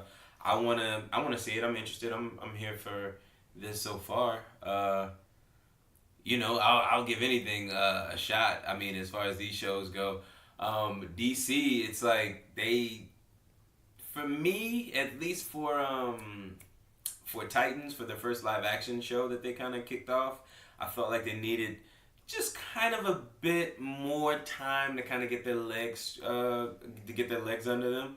Once we kind of got the team together and they were sort of trying to actively work as a team, like that's sort of when it really started to work for me. And by that point, I was on board. Fully get there.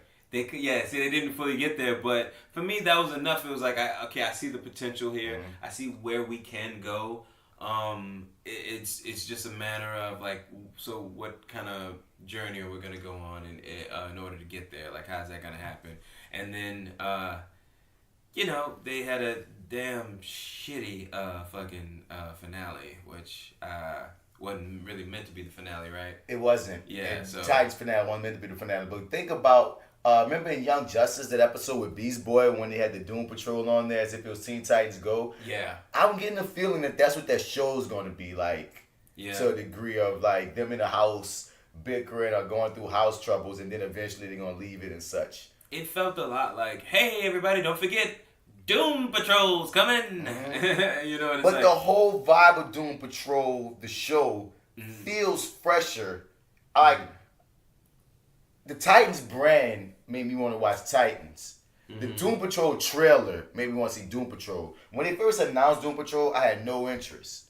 Even though I really dug that episode in the Really? Titans, I still was like, well, whatever. But seeing the likeness of the show from the trailer made me go, all right, I'm going to give you a real shot. And then coming off the Umbrella Academy, honestly, they kind of feed off each other. It makes me want to watch Doom Patrol more because the likeness of the oddball team coming together for the greater good, I'm in that mood right now, which is probably why Castle Rock wasn't going to work for me right now. Because it was so dreary and serious and self-serious. It's drama. And I'm not there mentally right now. I'm watching shit like Supernatural, Umbrella Academy, nigga. Like, come on. Looking for the freaking All Might origin and shit, nigga. My mind ain't on drama. It takes itself seriously. It is serious. Okay. It's serious. It has to be, though, because with the subject matter dealing with. So, I got whatever. I But understand. Black Lightning. Black Lightning, yes, good sir. So They killed your homie, son.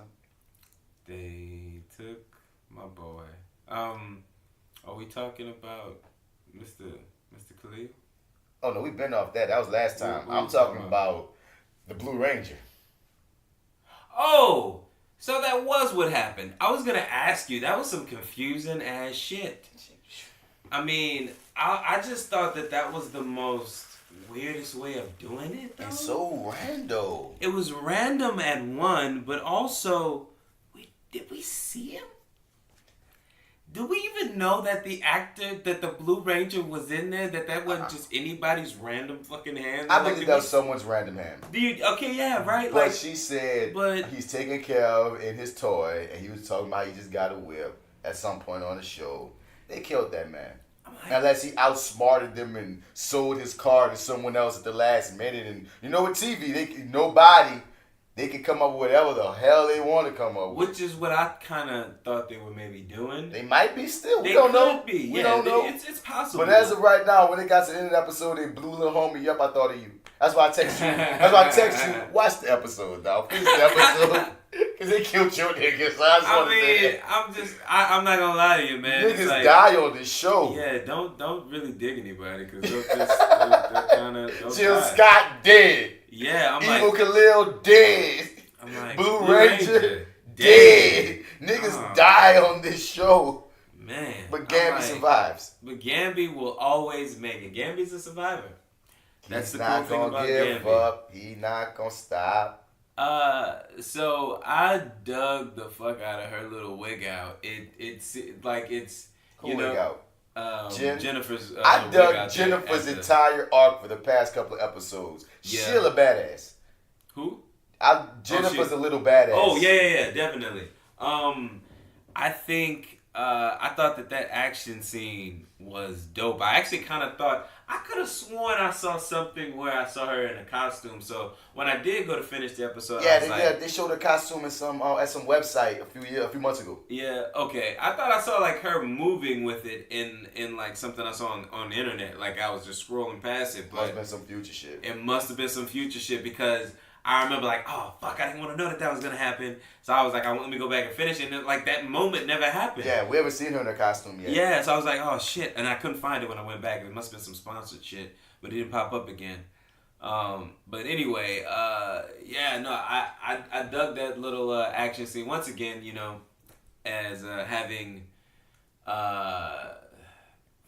Iron Fist season 1. Whenever fighting season comes up, it's like did it pass the Iron Fist test of mediocrity? Yeah, like was it horrible, or was it passable? And this was actually pretty damn interesting. I mean, like they had to play with like special effects there with her whip and stuff like that. Like I love like the only thing is really like, I mean, she just kind of did all that shit off instinct because we've never really seen her use her powers in that manner. But remember, before. she's been training in the dojo with Maxine Shaw, attorney at law. True. So she ain't no rookie with her powers, dog. Who is a badass? They try to take Maxine Shaw. She just she just whooped a little magic. I'm just like, who are you? Who are you? And who wants you? And kidnap who, bitch? What? Kidnap who, bitch? Hey, wait. Let's just answer one of those questions for me. I don't need all. I will make you believe whatever I want you to believe and walk off like you. She didn't even mention it to nobody. It was like a Sunday afternoon. She just picked that shit up and kept it moving. La la la. Smoking back and taking a shit. Nigga. La. So yeah, that's her mentor. So I love that. The thing is, they've been established that both the girls can kick ass. So that's why it was like, that's been established since season 1 that he hasn't been trained. Has been having them trained. So seeing her kick ass wasn't surprising. Because I remember that scene in the end when she didn't track down this motherfucker and she and it's looking like she about to get her ass jumped for real. Yeah. Then she started whooping ass. I was like, Lord. Whoops. Nigga. Till she passed out, it was on. Yeah, it's like, see, you do need a suit to regulate those powers, girl. I'm glad they gave her weakness. Yeah. Well, it's like, also, too, Anissa with her fucking badass, not listening, just, like, we finally, I knew it was going to happen, but it's like, she needed that humbling moment, dude. Oh, she got her ass jumped. She got her ass jumped. She wasn't, like, that was some shit, like, you holding your fucking breath ain't gonna save you from pepper spray, baby. Nigga, it's that not was gonna real. save you, baby. That was and then, real. Nigga caught off guard. She was like, boy, if she didn't do that thunderclap, bitch. She was screwed. She was fucking screwed. I felt bad for my girl, but you ran into that. But it's just like, you ran into it also. Like, I get your reason. Domestic abuse, I get it. I get it. But it's like, but damn, girl. We warned you about going out on your own. You know what I'm saying? Not telling anybody what the fuck you're doing. And then, like, this is some shit that there's gonna be shit that you're gonna come across that you're not gonna be prepared for. That's what I'm trying to tell you, darling. But, like, she needed that humbling moment. She needed it. So, and I appreciate and she came out of it. And I appreciate the show for having that double Dutch moment out the blue. Y'all didn't have to do that. That was some black shit. Thank you guys. I saw her walking through there, women doing double Dutch. I'm like, niggas. You black ass niggas. I love y'all for that. What you say, my nigga? But yeah, I dug that humbling moment for her. I loved the way that trajectory, or at least kind of how that put her, I think. And then, her girlfriend who pulled the disappearing act, who ghosted. They have a whole different background. Did they? Yeah. Okay, because I was kind of, I wanted to see where that was gonna go. Like, I like that being a nice little subplot or thing she's kind of working through. Because now in the forefront is Lynn, and because Lynn seems like she's always in danger. I mean, it's like they haven't put her on red alert yet, but it's like eventually you got to just kind of take into account that Lynn's right in danger. She didn't think it should just been, her compassionate self, dog. Like off the dump. True. She trying to save them pie babies, so she in the thick of everything. Your boy Tobias is now trying to be a goddamn metahuman trafficker. So you gonna be in it because at first, but wait, pause before I get to that part. They made Grace a whole nother character now. Like, okay, what's different? Because I'm not that deep on the Outsiders lore, but so I looked it up. The new name they gave her, remember she said that she made up the Grace name and her real name is this and that. That's a whole nother actual superhero that they gave her. So no matter what, she's somebody with powers in the lore. But they just did some flip with the names. It was interesting when you look it up. But I just want to throw that out there. But at first, I thought Tobias took all the pod kids. And then, I have to keep watching to take on, oh no, y'all found some random pies that was in the basement that was supposed to be hid away. And that's where we got our boy from the game from. Because you text me that, because you text me, I'm glad that some of the actors from the game starting to get back out here. And I was like, I don't know what the fuck he talking about. Then I watched the episode, I was like, oh, all right, get that work. Yeah. Ain't that word? Yeah, I hadn't seen him in a minute, so I was just like, yeah, that was dope. That's making a comeback. And it seemed like he was gonna stick around, so I was like, yeah, okay, cool. But then you told me to watch the end of the episode, and I was like, okay, is that a reference to Anissa, or is old boy not gonna make it? This Blue Ranger, he's still around. I'm thinking Tobias about to make a whole superhero, super villain team. So when he wake them other niggas off, he just got rid of old boy. the brains. Like, why? Because he couldn't be of use anymore because he had the white chick, Jace. But I'm like, because remember, What if something else comes I don't up? know, It's bro. like, That that's how dude you said, do the I don't team? know how to crack that code. That's too old. Tobias, give that boy this look. Tobias gave that nigga a few looks in this episode that had me wondering why he looking at this man like that. I thought I missed something. Like, did he do something fucked up previously? Yeah. And then you see he kills him, and it was like, oh, this is just him already plotting. No, you're going to die soon. I have no use for you. But Yeah. why? It was just as abrupt as Jill. It's like, why? You didn't. That character could have lasted for a minute. It could have. It was an unnecessary killer to me. I thought so as well. Yeah, that saddened me, but the thing is, I was like, well, I'm going to wait, because maybe Bats has a different take on this. Nah. Like, maybe I'm tripping. Maybe Nah. I missed something. Son, I'm Was I thinking you looking got down? your hacker ass nigga, you got your white chick that know how to do with the pod baby science shit. You smashing Cutter out the blue. I didn't know y'all was fucking now, but apparently y'all fucking again. Yeah. That was random.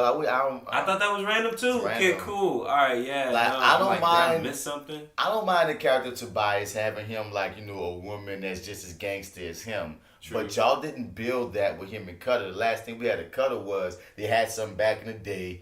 He sees her as like a henchman. She got too much respect for herself, and that's not popping. I like Cutter as assassin chick. You know what I mean? Even if she could be a boss chick, she ain't gotta be fucking Tobias. You know what I mean? Yeah, you like, didn't have to do that. I don't know. I know they're together, they're gonna rock it, but Yeah. they didn't give me the 1 to the 2 with that. The 1 to the 2. Dog, they just jumped to 10, and I'm like, whoa. Yeah. Yeah, there was no natural progression. Maybe this is me, dude. They don't really have a lot of like chemistry. Romantic yet. chemistry. It Yeah. don't even flow with It just- them two. Yeah, it's like you're not fucking them because you into them. You fucking them for some other reason. This is just, or I don't know. It's just, I don't know. They just They want us to believe that there's a thing, but there's not a thing naturally. Not those two actors. Not that I can see. Yeah, Not those two actors, dog. Right. It's just it's yeah. But that happened. Jefferson blew me, dog. Yeah, you said that. So I watched it and I wasn't blown. I understood it, but I still wasn't fucking with it because at least try to get a vice principal role. That white nigga do got problems. Like, even though you're right, Jeff, you got too much shit going on. True. That white boy shouldn't be principal. That nigga got a whole chip on his shoulders. He does not understand black people. He talking about, I was a poor white guy. I don't have privilege. You guys, I'm like, nigga, no, go away. You hear me? You have no nuance. I'm like, Jeff, he shouldn't be principal though. Even if you don't take the mantle. You don't got to take the mantle. Just get the mantle off his ass. Robert Townsend can be media principal for all the hell I care. But I don't want that white boy blew me. And I was mad that he had no answer for some of that shit that boy was saying. I'm like, no, nigga. Y'all have this discussion on this show. I don't give a damn, dog. True. I mean, Fuck him. You make a no. I get your point. Okay. I see your point. My point, I guess, or at least my agreement, or why it didn't blow me so much so is, I got more so where it was coming from because it was more so of a keep saying more so. It was a decision to for the betterment of his family. You know what I'm saying? So he got a lot of shit going on. Yeah, he can't like be there, and he can't put himself back in a position where he's gonna have to. You know what I'm saying? Have more responsibility. And not be you're not gonna you're gonna have to not show up for somebody. Nigga, you a superhero. Yeah, so it's like somebody's gotta be in control here. Jeff should be vice principal, dog. He should. And he should find some black woman to be principal that care about Sharon. And that should be the end of it.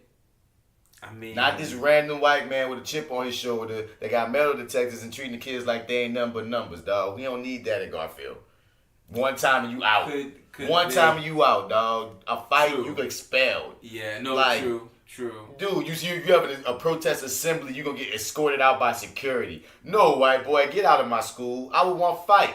Could there be a medium where they met in the middle, where your boy wants consequences for actions? Okay, cool. Can it be Jefferson and old boy? No. Or you okay? I You want definitely old boy gone. You want old boy Now, gone. I wish There's no working with old boy. I wish in We 50 storyline. and Ja Rule right now. There's no working together. I wish in storyline that Jeff would at least position for that, because they don't have a vice principal right now. Vice Principal McDottie did, so he could have easily been like they could have easily at least made him vice. In story, that still would have made sense, and them two could have had this contentious relationship of power, because I'm not just a teacher, nigga. We're principal and vice principal, motherfucker. I'll get you your job back, and I'll take it at any time. See, that would have been an interesting story plot. I could have taken that. But honestly and personally, as Martin Bats Bradford, Mr. Bats, I want the white boy gone. Fair enough. You so you were all with Robert Townsend at the end. Nigga told me don't expect no more favors. I was mad. No, I went with Rob. I wish Rob do another favor. I'm like, no, Rob, give him another favor. He took it right now. He just took it right now. He ain't thinking straight. You don't know, man. He's Black Lightning. I mean, he's got a secret job. Son, can you come be the principal, Rob? What you do? What do you do? Yeah, what are you doing, Why man? you can't be the principal? You seem awfully stress-free. You want some stress? You seem cool. Want some gray hair? You know what I mean? Come on, man. Come get I'll this. even completely ignore the fact that your name is Jack Napier. For whatever reason, they made your name that. What, is that like a superhero? I feel like it's a porn star. That is Jack Nicholson's Joker's name in Batman '89. Ah, that's right. You keep telling me that. Jack Napier, dog. I do I'm not know always why high they when you named say that Robert that's what it Townsend is. this.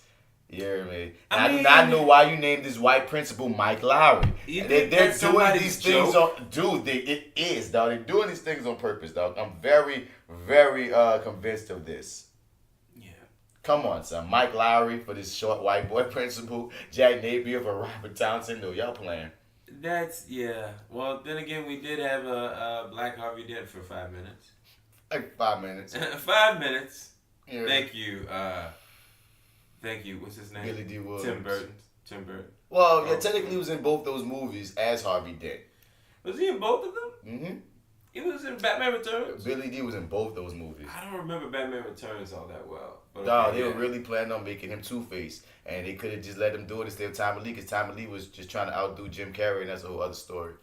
What else happened that we could cover in Black Lightning, dog? Because I feel like Lynn is in her bullshit. Yeah, so Lynn doesn't want to work with Dr. Crazy, and Dr. Crazy wants to work with Lynn. But Lynn brought the Hispanic chick with the wind powers back, so I guess she gonna have a little recurring role. Because we don't know what's gonna happen with all them other pod kids.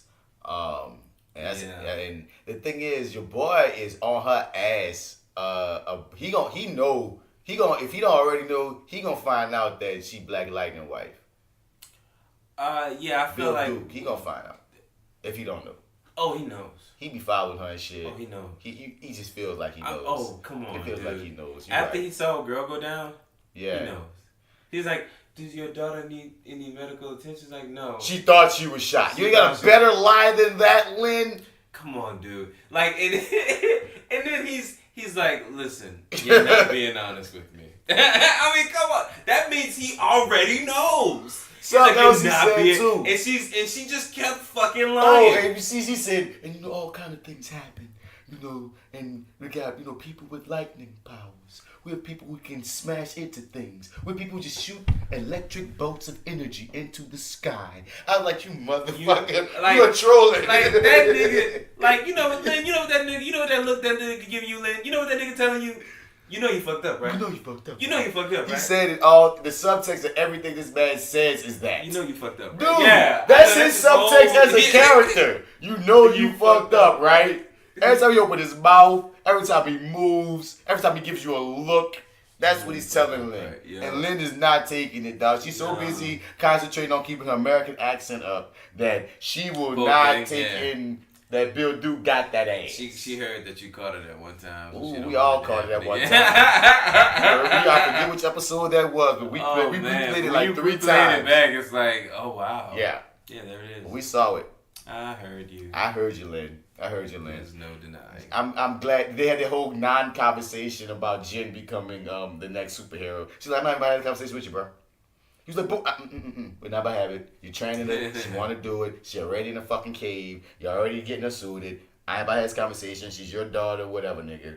And I was like, oh, but that was okay. Take your lick, dog. Listen, look, I already know where this goes, bro. I'm going to just focus on my shit.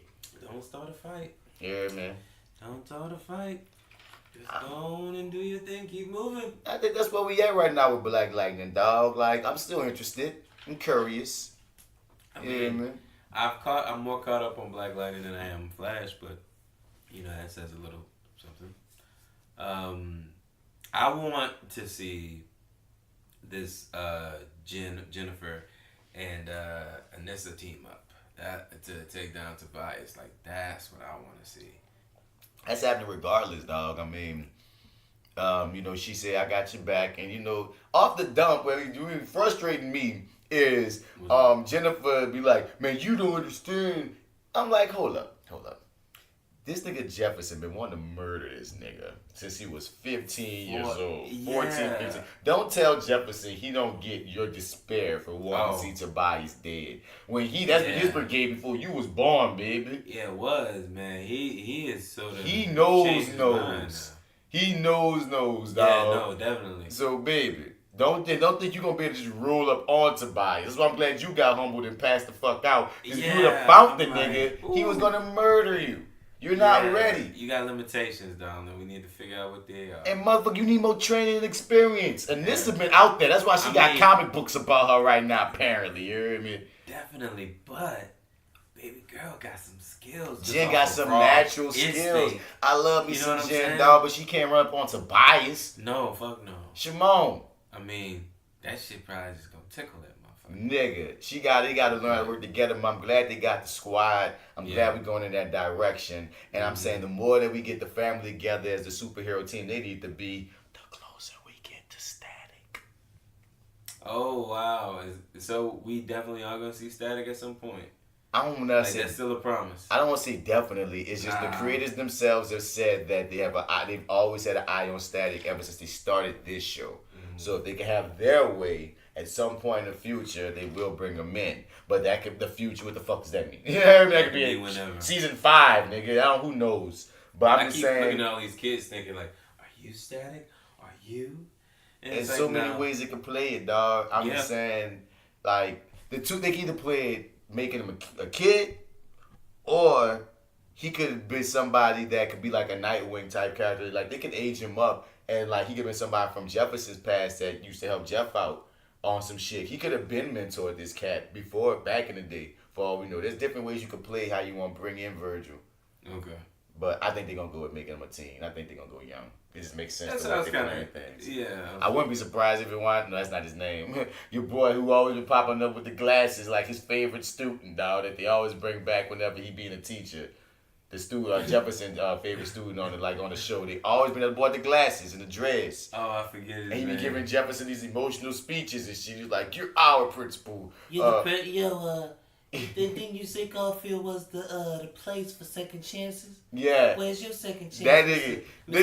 But they always bring him back, bro. That dude got a job. He hitting them though. He the one that stood up that time and said his speech back to him. Future? Who's our future? Whatever it is, Lil Man get his lines in, dog. Make him Static shit. I'll ride with Lil Man. That's what I'm like. Yeah, why not, man? I'm down with that. I'm down with whatever, dog. I'm cool. But yeah, son. But before we get out here all the way, dog, I had to pick your brain about fucking trigger warning, son. Oh yeah, okay. I would love to talk about trigger warning. Next episode, because you look at the clock like you gotta make moves. Next episode, I got 10 to 15 minutes. Next episode, we gonna tell trigger warning next episode, son. Cause I think J.Steel has seen it as well, so she gonna be able to talk about it. Chime in. But just real quick, I just gotta ask, since I got you in person, you kind of gave me an idea, I think, through text, but I gotta ask in person. What's up? So, you dug it, right? Yes. Okay, cool. Emphatically dug it. Yeah. And it was like, damn, you giving us 25 minutes, only 6 episodes. This is some genius shit to me. You know, when I first watched it, I didn't realize, and I kind of ate them real quickly, but I didn't realize that there were 25 minutes in that. You know, that's how easy they are to eat, dog. It's like watching My Hero, dog. You could just eat them joints, and then you looking at it like, I can eat another one. You can eat them quicker. I can eat another one. No damn commercials. You gotta get to the Hulu, whatever, plus. Yeah, but yeah, man, I thought I can't remember. I don't know if you may have already heard me say this. I thought it was like the most brilliant ideas presented in some of the dumbest ways. That's the cliffhanger note. We're going to leave it there. We're going to leave it there. We're going to leave it there. All right, fair enough. We're going to leave it there because I want to get into what exactly you mean by that. I will. And I want to get to what your favorite episodes were. Because, you know, and that be kind of hard. But I want to say because of the... Okay, yeah. No. Wait. I got you. We got a lot of shit to talk about next episode. We're going to record that shit tomorrow, man. You're going to make me go back and rewatch now because I only have one episode in mind, but I have a couple things. Dude, like... Yeah. We have a lot to get to. It's been a minute. It's been a minute. We have a lot. We have Trigger Warning, Umbrella Academy, Doom Patrol Episode 1. You still have to rock some of Castle Rock. Yeah. You heard me? And like, dude, we got some things to talk about. So this next episode, nigga, we're gonna be talking about some shit. Yes, we will. You heard me? Hit us up at reviewingdat@gmail.com. As always, man, if you refer it to us, we're gonna talk about it. I talked to Lil Castle Rock today. Lamar and J.Steel gonna have some more to talk about it for real. We know we got In Time. We're gonna have to watch. Don't worry, we get into that. I watched it. I got it. I got it downloaded and I watched some of it. And I was like, okay, I'm gonna knock the rest of it out. Because one thing as a spoiler from what I remember and what I still see, I didn't hate it. The Justin Timberlake joint. Didn't hate it. I liked it a lot. I remember, I'll talk about this, I guess, more. But I remember listening to the director talking about how he had that idea, and it was just such a risk at the time. Yeah. And that it was hard to cast like older folks in the lead. So it's like we came up with this concept where you could actually cast these younger actors. Age. They don't really age. Yeah. And it's like once you cast Justin Timberlake and I forget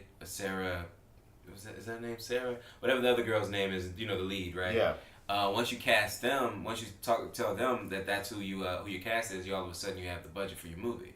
I mean, you know, and that's a big thing, dude. Funny enough, you mentioned that this is I just had a showing of this film I was in. It's called Quiet Storm, and we shot this film in like I want to say 2015 or 2016.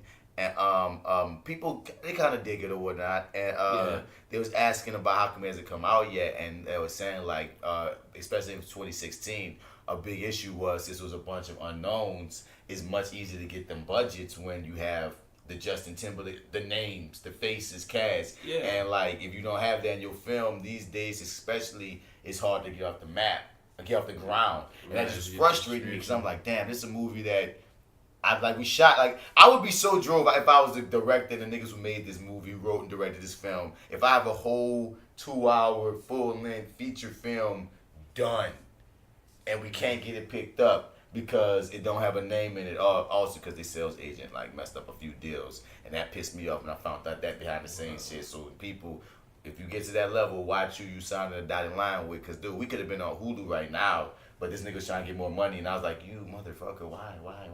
But anyway, they were bringing up that one of the big deals was having a name, having a face, how important that shit is. But luckily with the rise in black films and shit, that somebody's about to buy it. It's going to be out in 6 months or some random shit. Good shit. We'll see. I say we'll see all this shit because this business is weird. But you just reminded me of that when you talked about how we're in time of, you got the most coolest concept ever.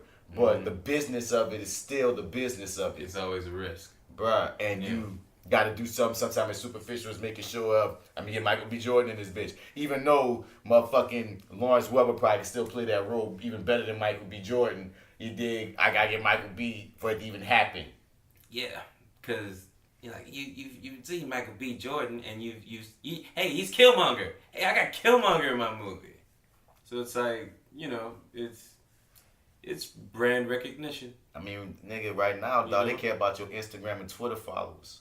Oh, yeah? That's a thing. Well, you know what? That is, that That's a tricky thing. Like, I understand it from a business perspective, It but it's is. frustrating when it can really get you, get another nigga roll over you.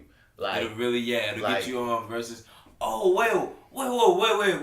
What you're saying is, in terms of casting, yeah, they're looking at your social media following. certain projects really do these days. They'll look at your social media following. Now, I can understand it if you're dealing with two actors that are both equally talented and you having a hard time to decide which one to go with, and then you look at their social media followers, you saying from a business perspective, you're going to go with this person. Even though, honestly, social media followers says she can be. It's so many things they do not necessarily dictate who's going to come to the theaters and see this person. Yeah, it's It like does not who's dictate gonna- that. That doesn't translate to the dollars they're gonna spend on this. It's like, not. What's their followers? Like that's You something. can have 10, It's not you real. can have 50,000 followers, dog. That don't mean those 50,000 people gonna see a movie with your face in it. That's You know what I'm fucking saying? awful. But that's part of the game now. But ideally, That's awful. if it was something like that, I can understand it. But it's not just that. It's a nigga could be not as talented as you and get the roll over you because you have 3,000 followers versus the 30,000. You dig? And knowing that that's where the game is evolving towards is frustrating as hell for like... Just fucking social media. Social media is gonna be a thing, and it's already becoming. It's a thing. Okay. A few actors have come back and told me of like, damn, like the casting director cared about this, or damn, the producer cared about this. A motherfucker asked me this in the room, and I was like, shit. So now you gotta be up on your social media game. That's a whole and other be bullshit social. ass hustle. Yeah, that's a job. That's a job, dog. Like to build that shit like that. And Like keep that's it going work. and get more people, and you know what I mean. I mean, it's easy for like, you know, really sexy chicks because, you know, a bunch of niggas always gonna follow some tits and some ass. But Yeah. imagine, like, I said this to a friend of mine online who's having a debate about it because she was just saying, well, people just gotta get the hustle up. I said, I understand that process of it, but talent should still trump that shit regardless. I understand looking at it from a business perspective is smart. But if I'm talking about like a nigga like Johnny Depp, notorious introvert, notorious anxiety type of nigga, you feel me? He is not a recluse. He is not the type of person that if a guy like him, one of the most talented actors of our generation, was trying to come up in the game, could you see him being a social media guy? You know how many very talented damn people who are just naturally more introverted or don't get into that hype, but will murder roles, gonna get looked over. And because of that hype and that bullshit, and that troubles me, son, for real. No, I agree, man. That's like, I don't know. That seems like the opposite way to go, just the wrong way to go with this. And that's a shame. Like, I understand it, but it can't trump talent. Like I said, if you got a motherfucker that got 10 million followers and you got a motherfucker that got 1,000 followers, and again, I'm talking if their talent are equal. If I'm choosing, I'm going with the 10 million followers because that nigga got some kind of influence. I get it on paper. I get it. But once again, if that nigga with the 10,000 followers is way better as Batman than Jake Gyllenhaal, fuck you, Jake. Let's go with the nigga with the 10,000. Like, I mean, it shouldn't be the set course. It should be case by case at the very least. It seems as though, and I don't know, nothing's fair now, and I guess, and that's sort of the lesson we all should learn and make our peace with in life. That just doesn't seem very fair. But life's not fair. It seems as though, so if you nail a role, nail an audition, you could lose it solely because you don't have enough social media followers. Yeah. Like that has nothing to do with this, but I guess it kind of does. It can. I said it can. I think that's the best way to put it. It can. There's no exact science. Once again. Yeah, no, fair enough. You got somebody like Jess Hilarious who built this crazy following on the internet, or DC Young Fly who built this crazy following on the internet, and if you put him in your TV show for all intents and purposes, you'll feel like their followers will follow them. I understand that. They're actually talented individuals though, you know what I'm saying? Yeah, I was gonna say that. I feel like that's a little different. But they got some of these little motherfucking chicks that sell like goddamn tummy flattening teas. You heard me? It's like, that just happen that motherfuckers follow them because they fine. that might have stumbled across a reality show that's now going to get a roll over you because that motherfucker got the people who know them from the reality show. No, fuck them.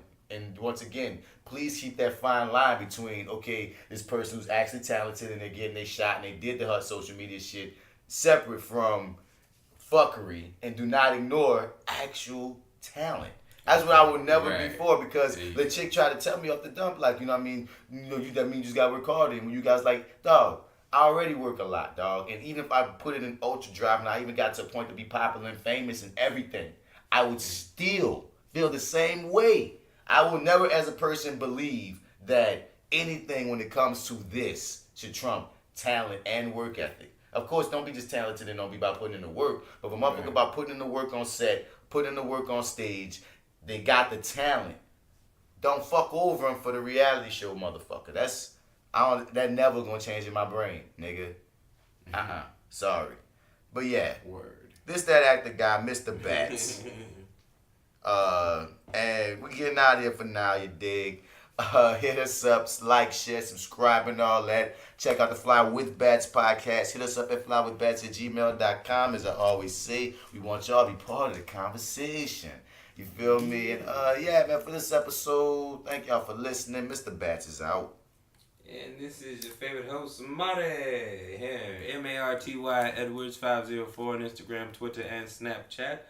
Also, go to lowrainpictures.com, click on the Your30 tab, where I co-host the show there with... what's his name? Oh, it's the Arrogant Observer, because that nigga is listening, and this is no longer a safe space. Nope. My duty is to win my money back, nigga. Alright, y'all. Marty is out, everybody. Both of us, man.